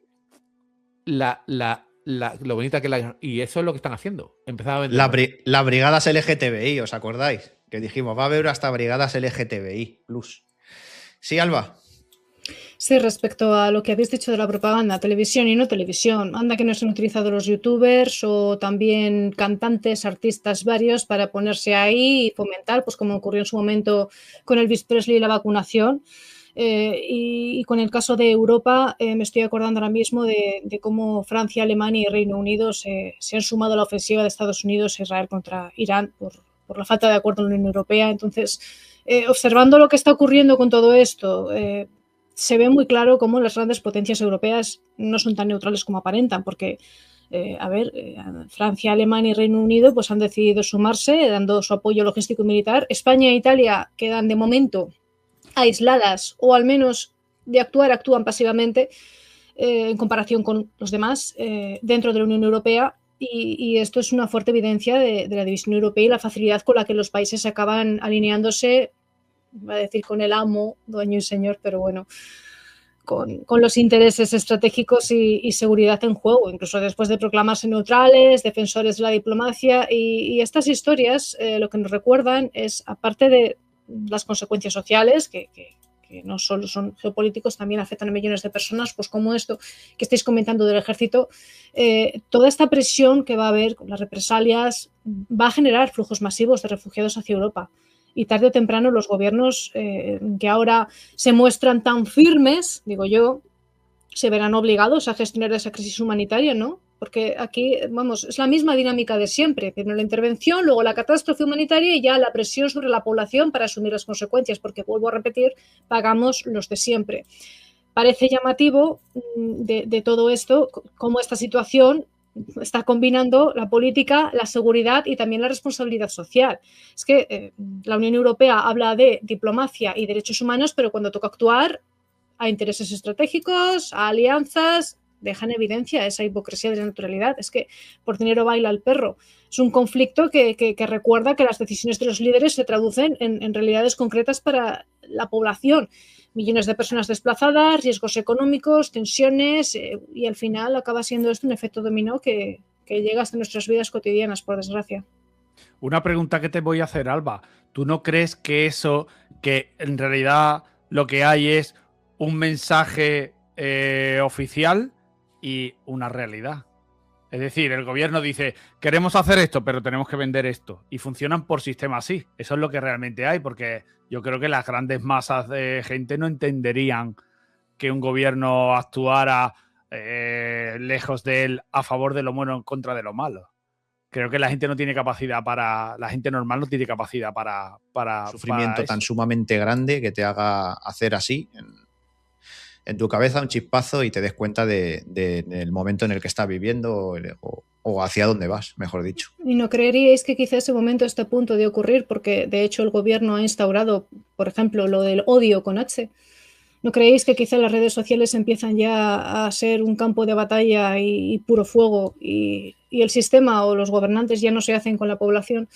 Cada vez hay muchos más problemas y ya no se cortan un pelo en sacar en prensa internacional y nacional y oficial y todo eso, que la generación Z, millennial, no tienen futuro alguno, ni casa, ni trabajo, ni coche, ni nada. Se está criticando que incluso la ciudadanía joven tenga que irse de casa de los padres para compartir piso con gente anciana, que son los que alquilan, los que incluso ceden su habitación a cambio de servicios, pues limpiar, atender, cuidar, eso ya pues cada cual lo que considere, y que realmente no se nos permite o no se permite hacer un plan de vida para nada, y que de ahí también tanta polarización extrema, bueno, en ideologías o en opiniones o lo que sea, sobre todo en redes sociales, que es con lo que no se pueden hacer, porque la televisión, por ejemplo, ha caído mucho en audiencia.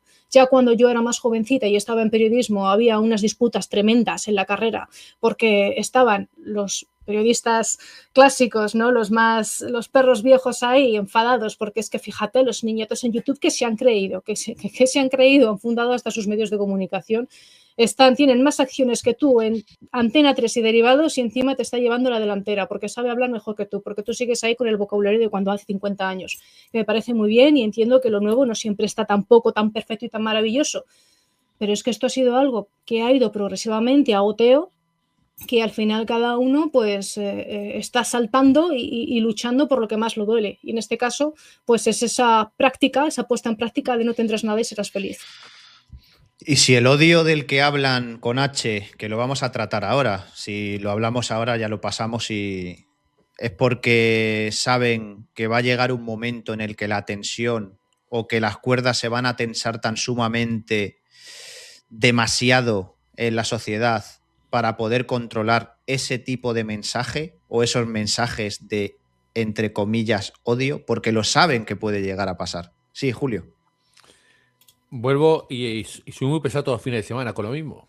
Lo eres, pero muchísimo. Relato. Muchísimo.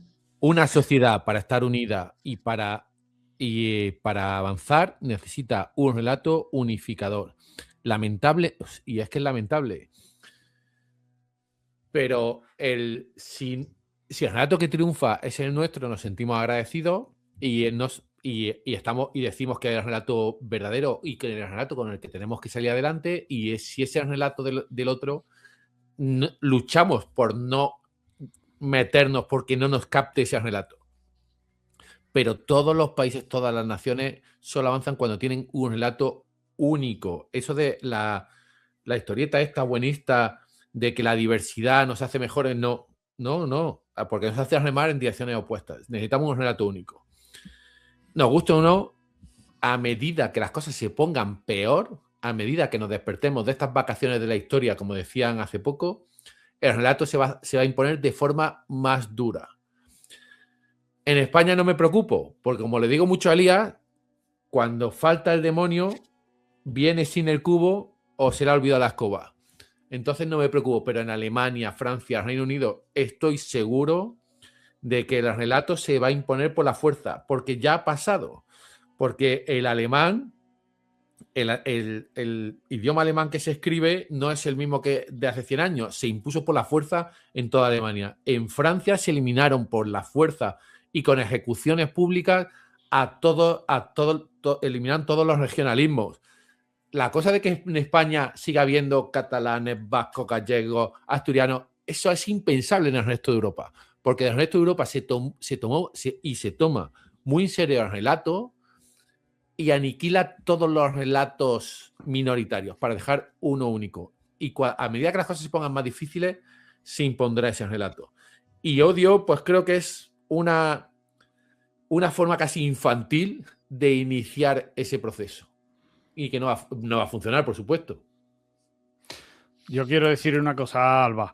Lo de reivindicar y luchar por un futuro para la generación, creo que es la generación Z. Para mí, desde mi punto de vista, la generación a la que este cambio los ha cogido por medio y tal, esa lucha ya está perdida. Esa generación ha sido sacrificada en el altar del medioambientalismo y por muchas banderas, y esa generación no va a como tú dices, no va a tener derecho a una vivienda, ¿verdad? Esa generación tampoco va a tener una pensión. Esa generación ha sido totalmente fastidiada. Y esa es la realidad. Y a estas alturas ya esa generación no se puede salvar. Ya han pasado la mayoría la mayoría, vamos a ver, con 35 años, cuando tú eres muy joven, es cuando tú tienes la máxima capacidad de fuerza laboral y es cuando tú tienes que hacer los cimientos de el futuro. Y a esa generación ya se les ha pasado. Y se les ha pasado pues en pisos compartidos, se les ha pasado en la diversidad, se les ha pasado en el LGTBI, el feminismo, todas esas chorradas que nos ha traído el wokismo y ya está, esa generación ya está perdida. No, el mundo pararse no se va a parar, habrá gente que podrá desarrollarse, pero esa generación en grandes líneas ha sido una generación perdida. Sí, Alba. Sí. Bueno, yo sí entiendo perfectamente tu postura, Elías, y sería absurdo no darte la razón, porque es cierto que ha habido un sacrificio monstruoso. Yo intento también pues, ser un poco más positiva. La esperanza es lo último que se pierde, y si bien es cierto que ha habido muchos planes de futuro que no se han podido realizar, mucha gente que hasta incluso han acabado consigo mismos, no voy a decir la palabra por el algoritmo, porque no han podido conseguir absolutamente nada, han descubierto que la meritocracia pues es eso, una palabra muy mona y muy cookie que ahí se queda, porque cuando no puedes, es que no puedes, y el mero hecho de vivir cuesta mucho dinero como para encima traer una criatura al mundo, yo lo entiendo, y he tenido amistades que, en fin, me han comentado unas situaciones que las he vivido con ellos y es espantoso. Con todo esto del odio, desde luego que es infantil, porque hasta incluso están generando rankings públicos. O sea, a ver quién es el top 10 del más odioso. La herramienta está alojada o estará alojada en la página del Ministerio de Inclusión, de Seguridad Social y Migraciones, a través del Observatorio Español del Racismo y la Xenofobia. Entonces, vamos a ver, estamos hablando de un gobierno cuyo presidente dice que los comentarios que denuncian corrupción son mensajes de odio. Partimos de esa base. Vamos a ver, ahí la ausencia de supervisión independiente ya nos está demostrando que el Ejecutivo, la capacidad de decidir que es aceptable, está erosionando la neutralidad necesaria en esta gran democracia que dicen que tenemos.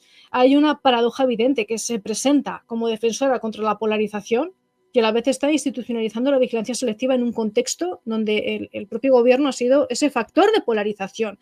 Entonces, en la práctica lo que hace odio es expandir ese control estatal sobre el debate público, está priorizando la narrativa oficial, genera riesgos reales de arbitrariedad, está destruyendo la libertad de expresión.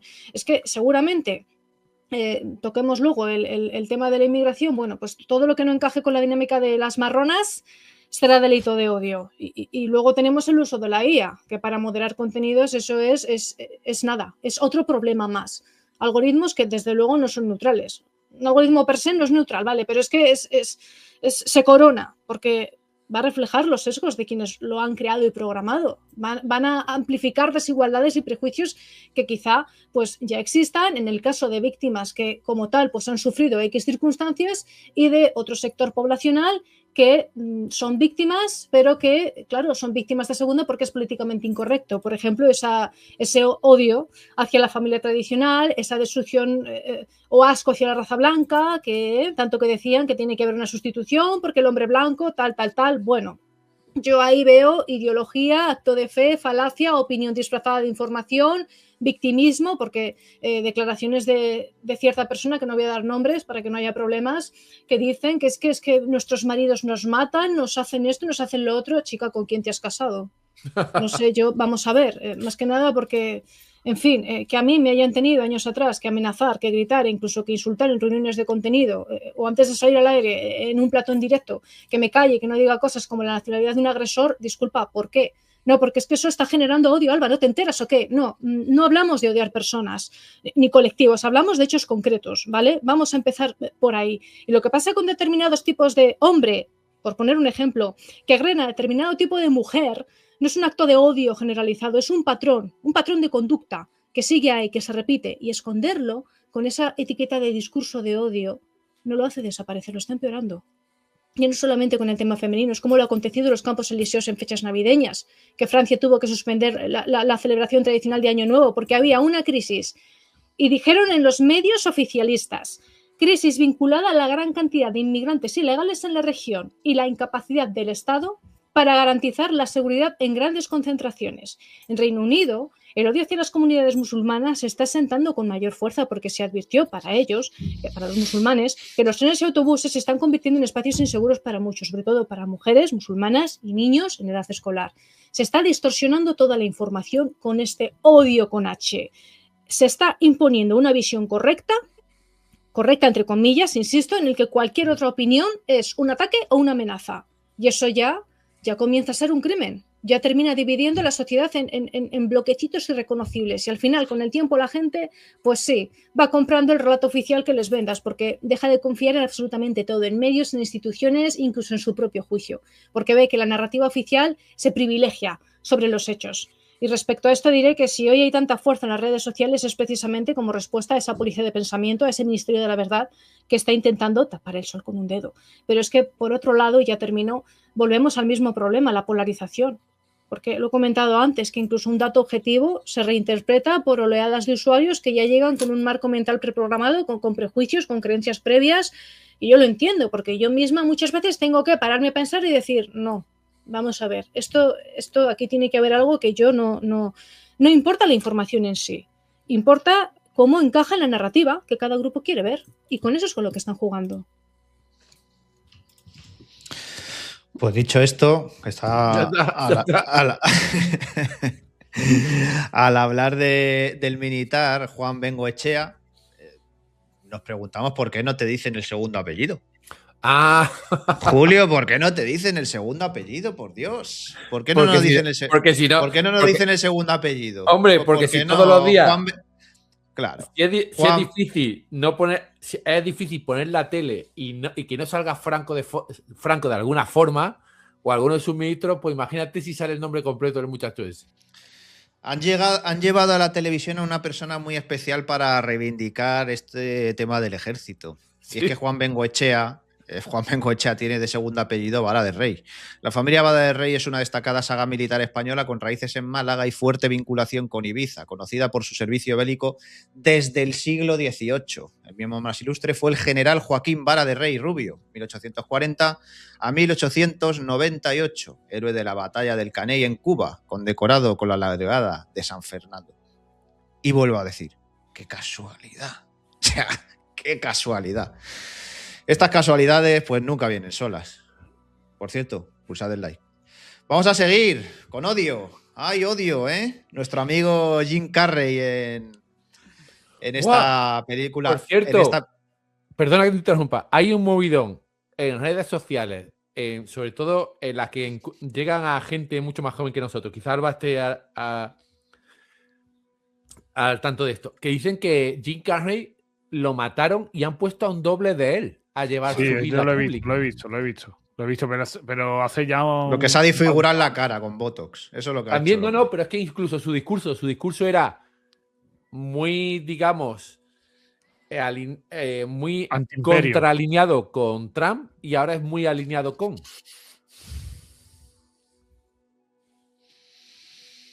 Es raro. Bueno, sigue, que era solo... Que ¿Estamos hechos de IA? ¿Somos inteligencia artificial o estamos aquí con vosotros? La cara de Jim Carrey, esa famosa imagen de Jim Carrey en la película, pues, ¿cómo se llama la película? Que ahora me he quedado en blanco. La vida de... ¿no? ¿Cómo se llamaba? Ponedlo ahí en los comentarios.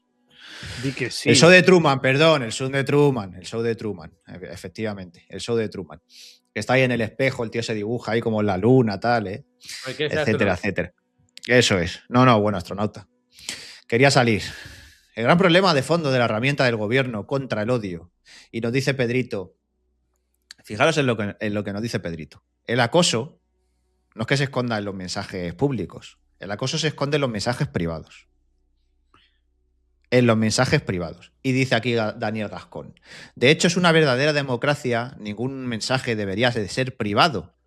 Ni los pensamientos. Es decir, tú ya no puedes pensar libremente porque lo que quieren es controlar absolutamente todo, incluso tus propios pensamientos.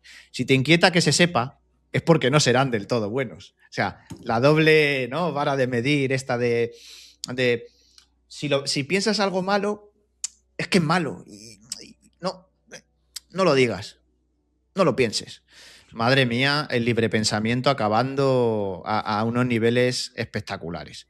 Vamos a seguir. Sí, perdona, Julio. Nada, una cosa que pasa en todos los sistemas de pensamiento, da igual si es capitalismo, cristianismo, socialismo, comunismo, los sistemas siempre evolucionan para premiar al más extremista dentro de esa comunidad. De tal forma que si dentro de un partido comunista, pues aquel que es más extremo es visto como más virtuoso. Por tanto, todos intentan imitar justo a ese extremista y es al que más siguen, no al moderado. Entonces, a medida que sigamos en esta dinámica de las redes sociales son caca, de que serán los discursos más extremistas de los que más sigan esa determinada comunidad que cree que que las redes sociales son malas y que van contra la democracia y contra el libre pensamiento y ese tipo de cosas. Chicos, 15 minutillos. Yo creo que 15 minutillos, ¿no? Está bien para terminar este espectacular directo. A mí es que me causa, se me ponen los pelos de punta. Acordaos de esta noticia. Intelectuales.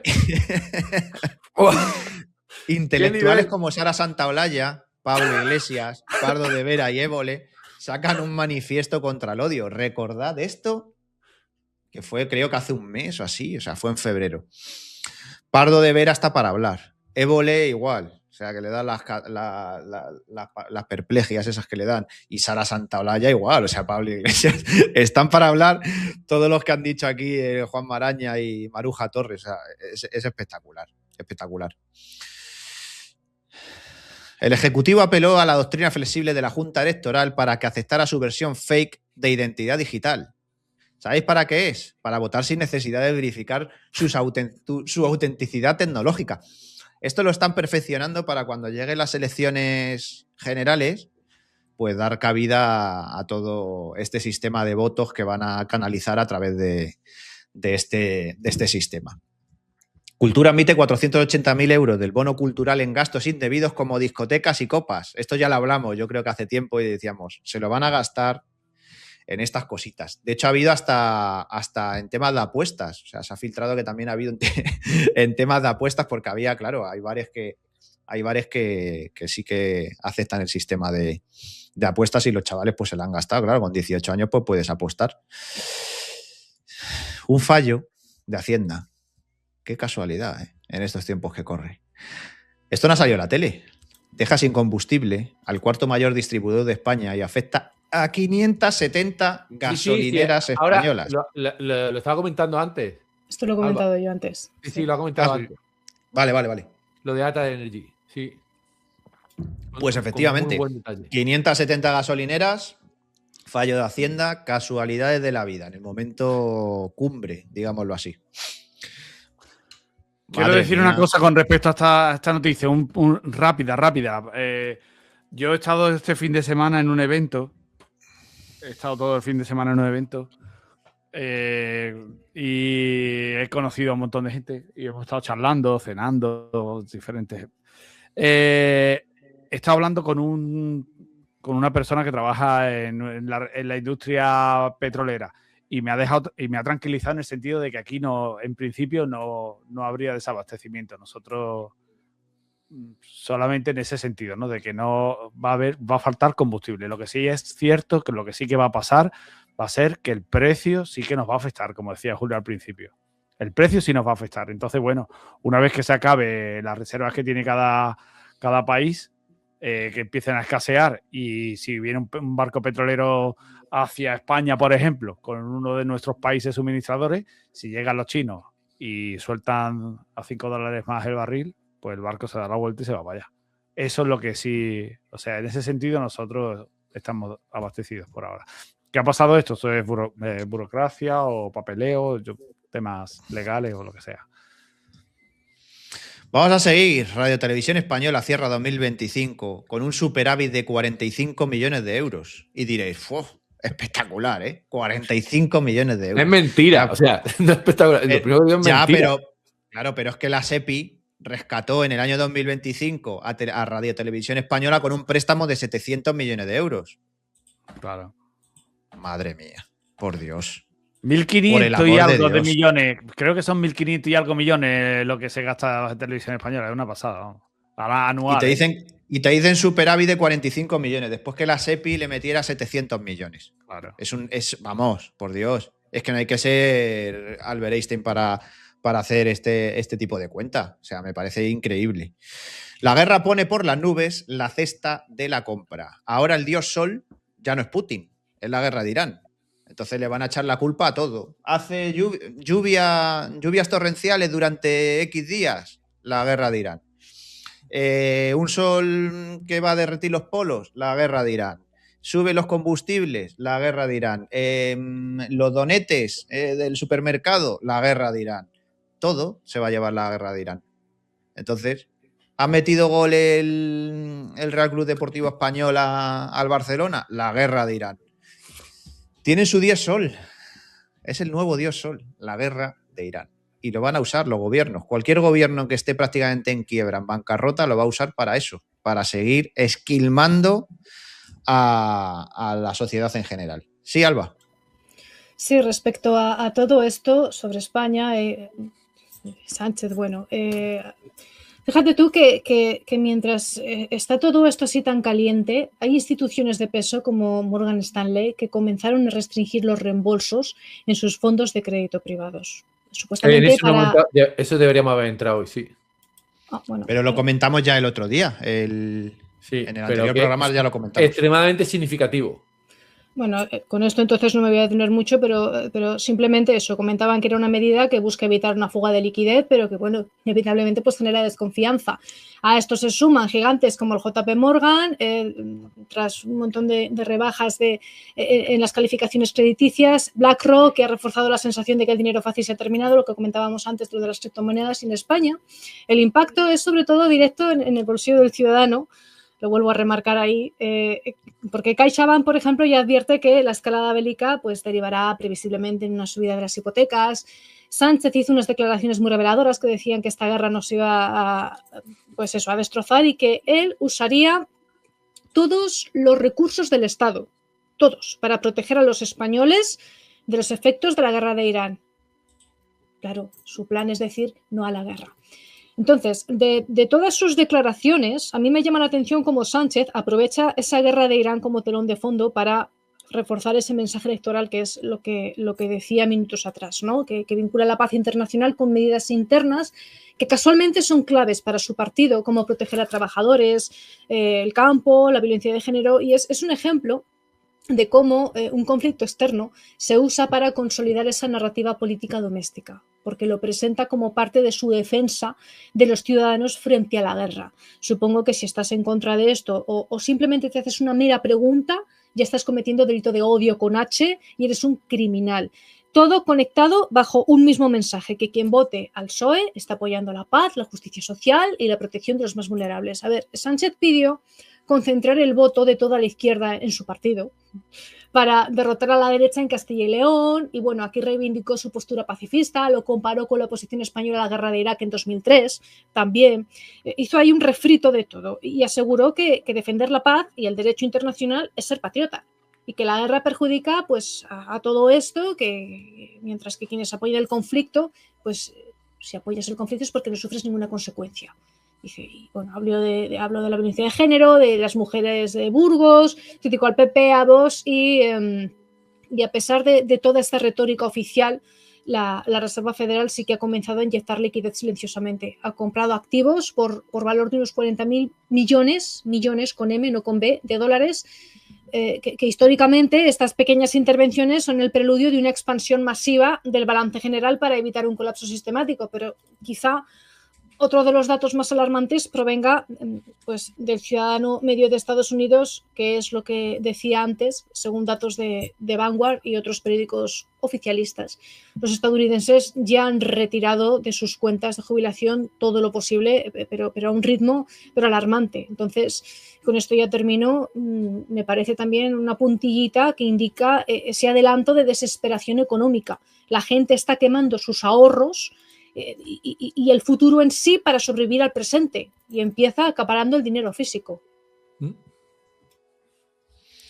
Pues esto es lo que nos decían sobre la guerra por las nubes en la cesta de la compra. O sea, lo que comentábamos al principio. Yo creo que es bastante relevante lo que puede llegar a suceder.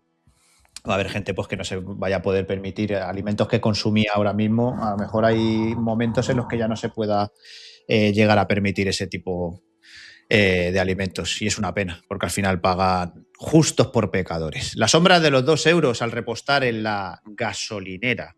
Hay un vídeo por ahí rondando que lo vamos a poner sobre el no a la guerra, que nos decía el gobierno, que es bastante curioso y lo vamos a poner después ahora mismo. Del inicio de la guerra, con los precios disparados, por el momento, esta es la única receta por parte del gobierno para amortiguar la subida de los precios. Decir no a la guerra es la mejor medida. Y tan tranquila. Votas gestos, Pues un obtienes conductor lo ha gestos. intentado, pero nos dice que no le ha funcionado. Mira. Votas Cuando iba a gestos, pagar el obtienes gestos. importe de la gasolina, he dicho no a la guerra. Y me han dicho que no, que tenía que pagar con dinero. No a la guerra no valía para nada. Si es que parece un sketch. Parece un sketch. Es que lo es. Es que es el resumen de España con X, lo que fue España. O sea, es impresionante. Impresionante. Vamos a seguir, que nos quedan ya poquito. Mientras tanto, el mercado ilegal del padrón se extiende en Guipúzcoa con pagos de hasta 300 euros. Es decir, hay hasta mafias para el tema del padrón, para coger las fechas del padrón, para coger citas en determinados sitios públicos. 300 euros por la cita del padrón. Y ahí no queda todo. Al final tenemos que el gobierno aprueba la sanidad pública para los inmigrantes ilegales. Lo que comentábamos, están ahí con sus papelitos. Mientras, como decía Alba y comentaba Alba, una mujer está ahí esperando y le dicen que tiene que pagar, la sala está absolutamente llena de este tipo de personas. ¿Esto es lo que queremos? Pues esto es lo que tenemos. Esto es lo que tenemos. Damas y caballeros, yo creo que hasta aquí el vídeo de hoy ha sido pues bastante extenso. En momentos ha sido como muy comprimido, ¿no? Diría yo. Todo el tema de la información. Pero 1.200, casi 1.300 y pico personas, espectacular. O sea, y la mitad no ha dado el like. Así que eso es lo único que se pide aquí. Que le pulsen el like. Julio, ¿añadir algo? Sí, aprovechando este momento, hay una cuenta que deberíamos seguir todos y apoyar todos que se llama Fear the Autist o el miedo al autista o algo así. Y es un grupo de gente, pues de tarados, tarado en el buen sentido, programadores, informáticos y gente muy inteligente que está dedicando su vida simplemente a organizar todos los contratos, toda la información que da la administración pública de forma oscura y tergiversada, pues la está ordenando y está poniéndola, está ofreciéndola de una forma estructurada para que todos podamos verlo, para que todos podamos ver dónde va el dinero realmente de nuestros impuestos. Lo primero que han hecho ha sido auditar a la Generalitat y la Generalitat al día siguiente, al día siguiente ha borrado todos sus archivos y ha cerrado su página web para que nadie pudiera comprobar todo lo que decían estos muchachos. Así que los recomiendo y nada, seguir vuestra vida y ser felices y abrazar mucho al prójimo y a la prójima y decir las cosas por favor y los buenos días por la mañana. Fin. Héctor, está silenciado. Don Elías, tienes plancha hoy, ¿eh? Hoy te han cazado. Se ve, ¿no? Bueno, yo voy a hacer mi reflexión final. Vamos a ver. ¿Os acordáis lo que pasó con La Plata, verdad? ¿Os acordáis lo que ha pasado con La Plata, el rally de La Plata? ¿Os acordáis, verdad? Sí. El oro, ¿Sabéis por qué fue? Porque había un diferencial entre el mercado spot y la plata de tocar, ¿vale? Había un diferencial entre lo que se pagaba en Shanghái por tocar y lo que se estaba negociando en papel. O sea, el sistema estaba roto. Bueno, pues eso ya está pasando con el petróleo, ¿vale? Yo el otro día estaba hablando con un amigo que muchos conoceréis, pero no voy a decir quién es, que la vida real trabaja en una naviera y tal, y le toca hacer compras de petróleo para los barcos y le estaban pidiendo un pastizal por el diésel. Entonces, la cadena de suministro, lo que está pasando ahora con el diésel ahora mismo es así. Aquí con lo que está pasando con los combustibles es así. Se está pagando un premium por combustible de tocar físico, se está pagando $40 más, 38 concretamente, ¿vale? Se están pagando $38 más como premium. Es decir, el combustible de mar viene a estar entre los 40 y 50 céntimos por debajo del combustible de automoción. Estamos en los 2,20 ya, ¿eh? Estamos en los 2,20. Eso va a ser, ojalá me equivoque, espero equivocarme. Llegar a los 2,20 va a ser esta misma semana, pienso. A 2,20 ya los autónomos la van a liar pardísima. Los autónomos, los camioneros, la van a liar pardísima. Chicos, agua, arroz, que es lo que quita la conservas. Conservas, por supuesto, que te la puedes comer dentro de 10 años y no se van a poner malas. Agua y medicinas. Medicinas. Si sois enfermos que necesitáis algo de forma crónica, todo lo que podáis conseguir por lo menos para un par de meses, que puede durar el rollo este donde nos han metido esta gente en el conflicto. Prepararos. ¿Que pensáis que estoy equivocado? Pues no me hagáis caso y venid al próximo Hilo Rojo y me lo comentáis y me ponéis a parir. Y ya diréis. El martes. Pues ya está. Lo mismo sale Trump esta noche o mañana y dice, oye, que hemos acabado la guerra, que va a haber 3 o 4 ataques y el petróleo baja de golpe otra vez, pero el jueves sale otra vez y dice que la guerra sigue, que vamos a desembarcar allí 5.000 soldados, 5.000 marines espaciales de Warhammer 40.000, como estaban diciendo ahí la semana pasada. Pues el sube-baja, el otro día lo dijimos, creo que el jueves o el martes, el sube y baja de la bolsa. Joder, es que es increíble. Sí, Elías. Yo personalmente, ahí hay gente que dice, van a ser 7 meses, no, eso no va a ser, no puede ser tanto, el gobierno tendría que actuar. Lo que pasa es que yo pienso que este gobierno está muy cogido por las pelotas, porque habiendo recaudado tanto como ha recaudado, lo está dedicando a gastar para su red clientelar, para que le voten en las elecciones, ¿vale? Entonces, creo que este gobierno está en un estado muy precario, creo que tiene poco margen de maniobra y a ver qué va a hacer. Algo te tendrá que sacar de la manga, aunque al final sea subir los impuestos a los autónomos, que siempre hace lo mismo. Pero algo va a pasar. En cualquier caso, chicos, prepararos por lo que pudiera pasar, y si no te comes las latas, pues no pasa nada, te las puedes comer el año que viene, que eso no se pone malo. Así o cuando venga tu suegra, que seguramente le guste el atún y las sardinas y esas cosas, claro que pues sí. le haces un arrocito, ¿sabes? Le haces un arrocito. Claro, Alba, sí. ¿Alguna reflexión, algo que añadir?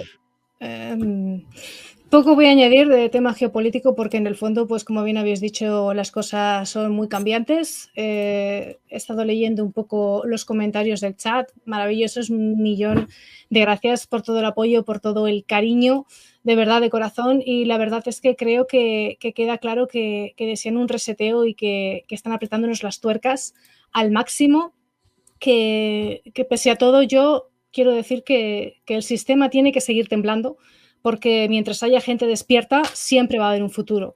Mientras haya personas que se hagan preguntas, que no acepten lo impuesto sin pensar, que se atrevan a imaginar algo distinto, de verdad, todavía hay esperanza, porque cada mente crítica, cada gesto de rebeldía, hasta incluso dar un like o difundir este programa, y no lo digo en broma, cada conversación que rompe el silencio es una grieta más en lo que parecía intocable, y por esas grietas, tarde o temprano, siempre entra la luz. Y quiero añadir... A ver, ya que estoy, chicos, voy a hacer un poquito de spam, si me lo permitís. Y es que publiqué hace poco el libro de Censura y Verso, disponible en Amazon, que es poesía reflexiva, antisistema, que hace pensar, que habla de todo un poco. Y bueno, es un libro para sentir, que trae 12 bloques de 10 poemas, cada uno. Atraviesa las heridas de nuestro presente, la vigilancia que nos sigue sin descanso, la ilusión de la democracia, consumismo... Así que es un trabajo de varios años porque lo he ido escribiendo a ratitos. Hay de todo tipo. Censura y Verso en Amazon. Y así apoyáis al periodismo independiente también. Y de paso, pues, conectáis con esa humanidad. Lo he intentado transmitirlo aquí en esta antología, que tanto nos quieren hacer perder. 1.000.000 de gracias de corazón. No perdamos esa sensibilidad, por favor. Alba se merece un aplauso del chat. Tomad nota, chicos, tomad nota. Que lo estamos bueno. Muchísimas gracias a todos. Por cierto, antes de terminar, yo creo que podríamos terminar con esto para ya darle matiz al martes a las 7 de la tarde. Creo que es conveniente. Vamos a poner una cosita, un videojuego, ¿no, Julio? Vamos a poner un videojuego. Venga, dale. Wow, Lo de Palantir. Vaya, Vaya, vaya. Así As funciona you can Gotham. see, it's Esto not es just Gotham. one data feed, it's multiple. And instead of having 8 or 9 systems for those decision makers to look at every single Esto es day, Palantir en in estado order for them to puro. make decisions, you then fuse it into Y a en directo. single visualization tool. The single visualization tool allows you to select, deselect different types of data, look at different approaches to data, but more Fijaos. importantly, action from the same system that you're trying En to directo. develop your workflows around. Once you have a detection that you want to actually move into a targeting workflow, for example, this is what we do. Left click, right click, left click, magically, it becomes a detection. That detection then gets moved into a workflow. This is standard digitized workflow, but I want to walk you through it quickly. Es increíble You have cómo different types of va targets that are identified on the left manejando there. los Every flujos de single trabajo, column produces a different type of decision-making process. Once you have that decision and you're trying to actually action that process, Y va explicando que we es now simplemente move into haciendo clic co-generation, derecho course of para action pasar de un generation, sitio Eso a es. otro. where we are automatically, via a number of factors, trying to identify what the best asset to prosecute a target looks like. Necesitamos ver gente con Once we've el got the tanque lleno different hasta approaches and we eso. select one, Sí. we then can move directly into how do we action that target. So we've gone from identifying the target to now coming up with a course of action to now actioning that target, all from one system. This is Hacer el revolutionary. We filtro. were having this done in about 8 or 9 systems where humans were literally moving detections Madre left and mía. right in order to get to our desired end state. In this Amenaza case, eliminada. actually closing a kill chain. Como si fuera Sí, un amenaza videojuego, eliminada. como si hubiera una persona dentro. Sí, amenaza eliminada, exactamente. Y en una equivocación, porque las bases de datos no estaban actualizadas, se han cargado a 165 niñas en una escuela. Tenlo en cuenta también. Sí, pero y ya volvemos a lo de las niñas. Sí, pero que la IA es muy inteligente. Que se habrán Que es cargado- muy que se- inteligente. El procesador de texto es Elías, inteligentísimo. tranquilo. Que el procesador de texto es inteligentísimo, pero se han cargado a 165 niños. que no se han cargado a 165, Es se muy han cargado, inteligente, se van a procesador cargar de a texto, 16.000 Que es muy o inteligente, 20.000. Julio. Que es inteligentísimo, pero se han cargado a 165 niños porque la base de datos, que es donde eso busca, no estaban actualizadas. Y entonces, yo no sé qué se pensaría que había allí. 165 niñas. Entonces, tío, no es inteligente. Bueno, Chicos, me tengo que ir a la plancha. Tendríamos que ver quién manda el mensaje de las niñas también, ¿eh? Hay que analizarlo todo. Sí. Desde No dónde quiero que viene. no lo creas, pero a En la Pet guerra muere Headset, mucha gente. Se Claro, van a por morir eso. muchos más niños, Headset- lamentablemente. al Headset, que es el secretario de Estado de Defensa, se lo van a cargar, se lo van a cepillar por esa cagada, porque eso es una cagada. Podemos justificarlo aquí, yo no lo voy a justificar, porque se sabe que era un Tomahawk. Primero dijeron que lo habían lanzado los iraníes, decían las terminales mediáticas en redes sociales, no, eso ha sido un misil que han tirado los iraníes, se han cargado 165 a su propia gente. Por favor, ha sido una cagada de la IA. Era un objetivo. Y la IA tiene base de datos. Si la base de datos no está actualizada, esto pasa. Os lo estoy diciendo hace mucho tiempo. Yo he trabajado con sistemas en los barcos que funcionan, que lo hacen todo ellos. Pero el tío tiene que estar encima controlando. Esto no es inteligencia, es un procesador de texto avanzado. Y ya os lo digo yo. Pero bueno, da igual, no pasa nada. Tened cuidado que al ser base de datos, en directo nos puede caer alguna aquí, ¿eh? O sea, yo estoy mirando por la ventana. Chicos, cuidaros. Un abrazo. Nos vemos el martes a las 7. Os dejamos con Aitana. Feliz semana.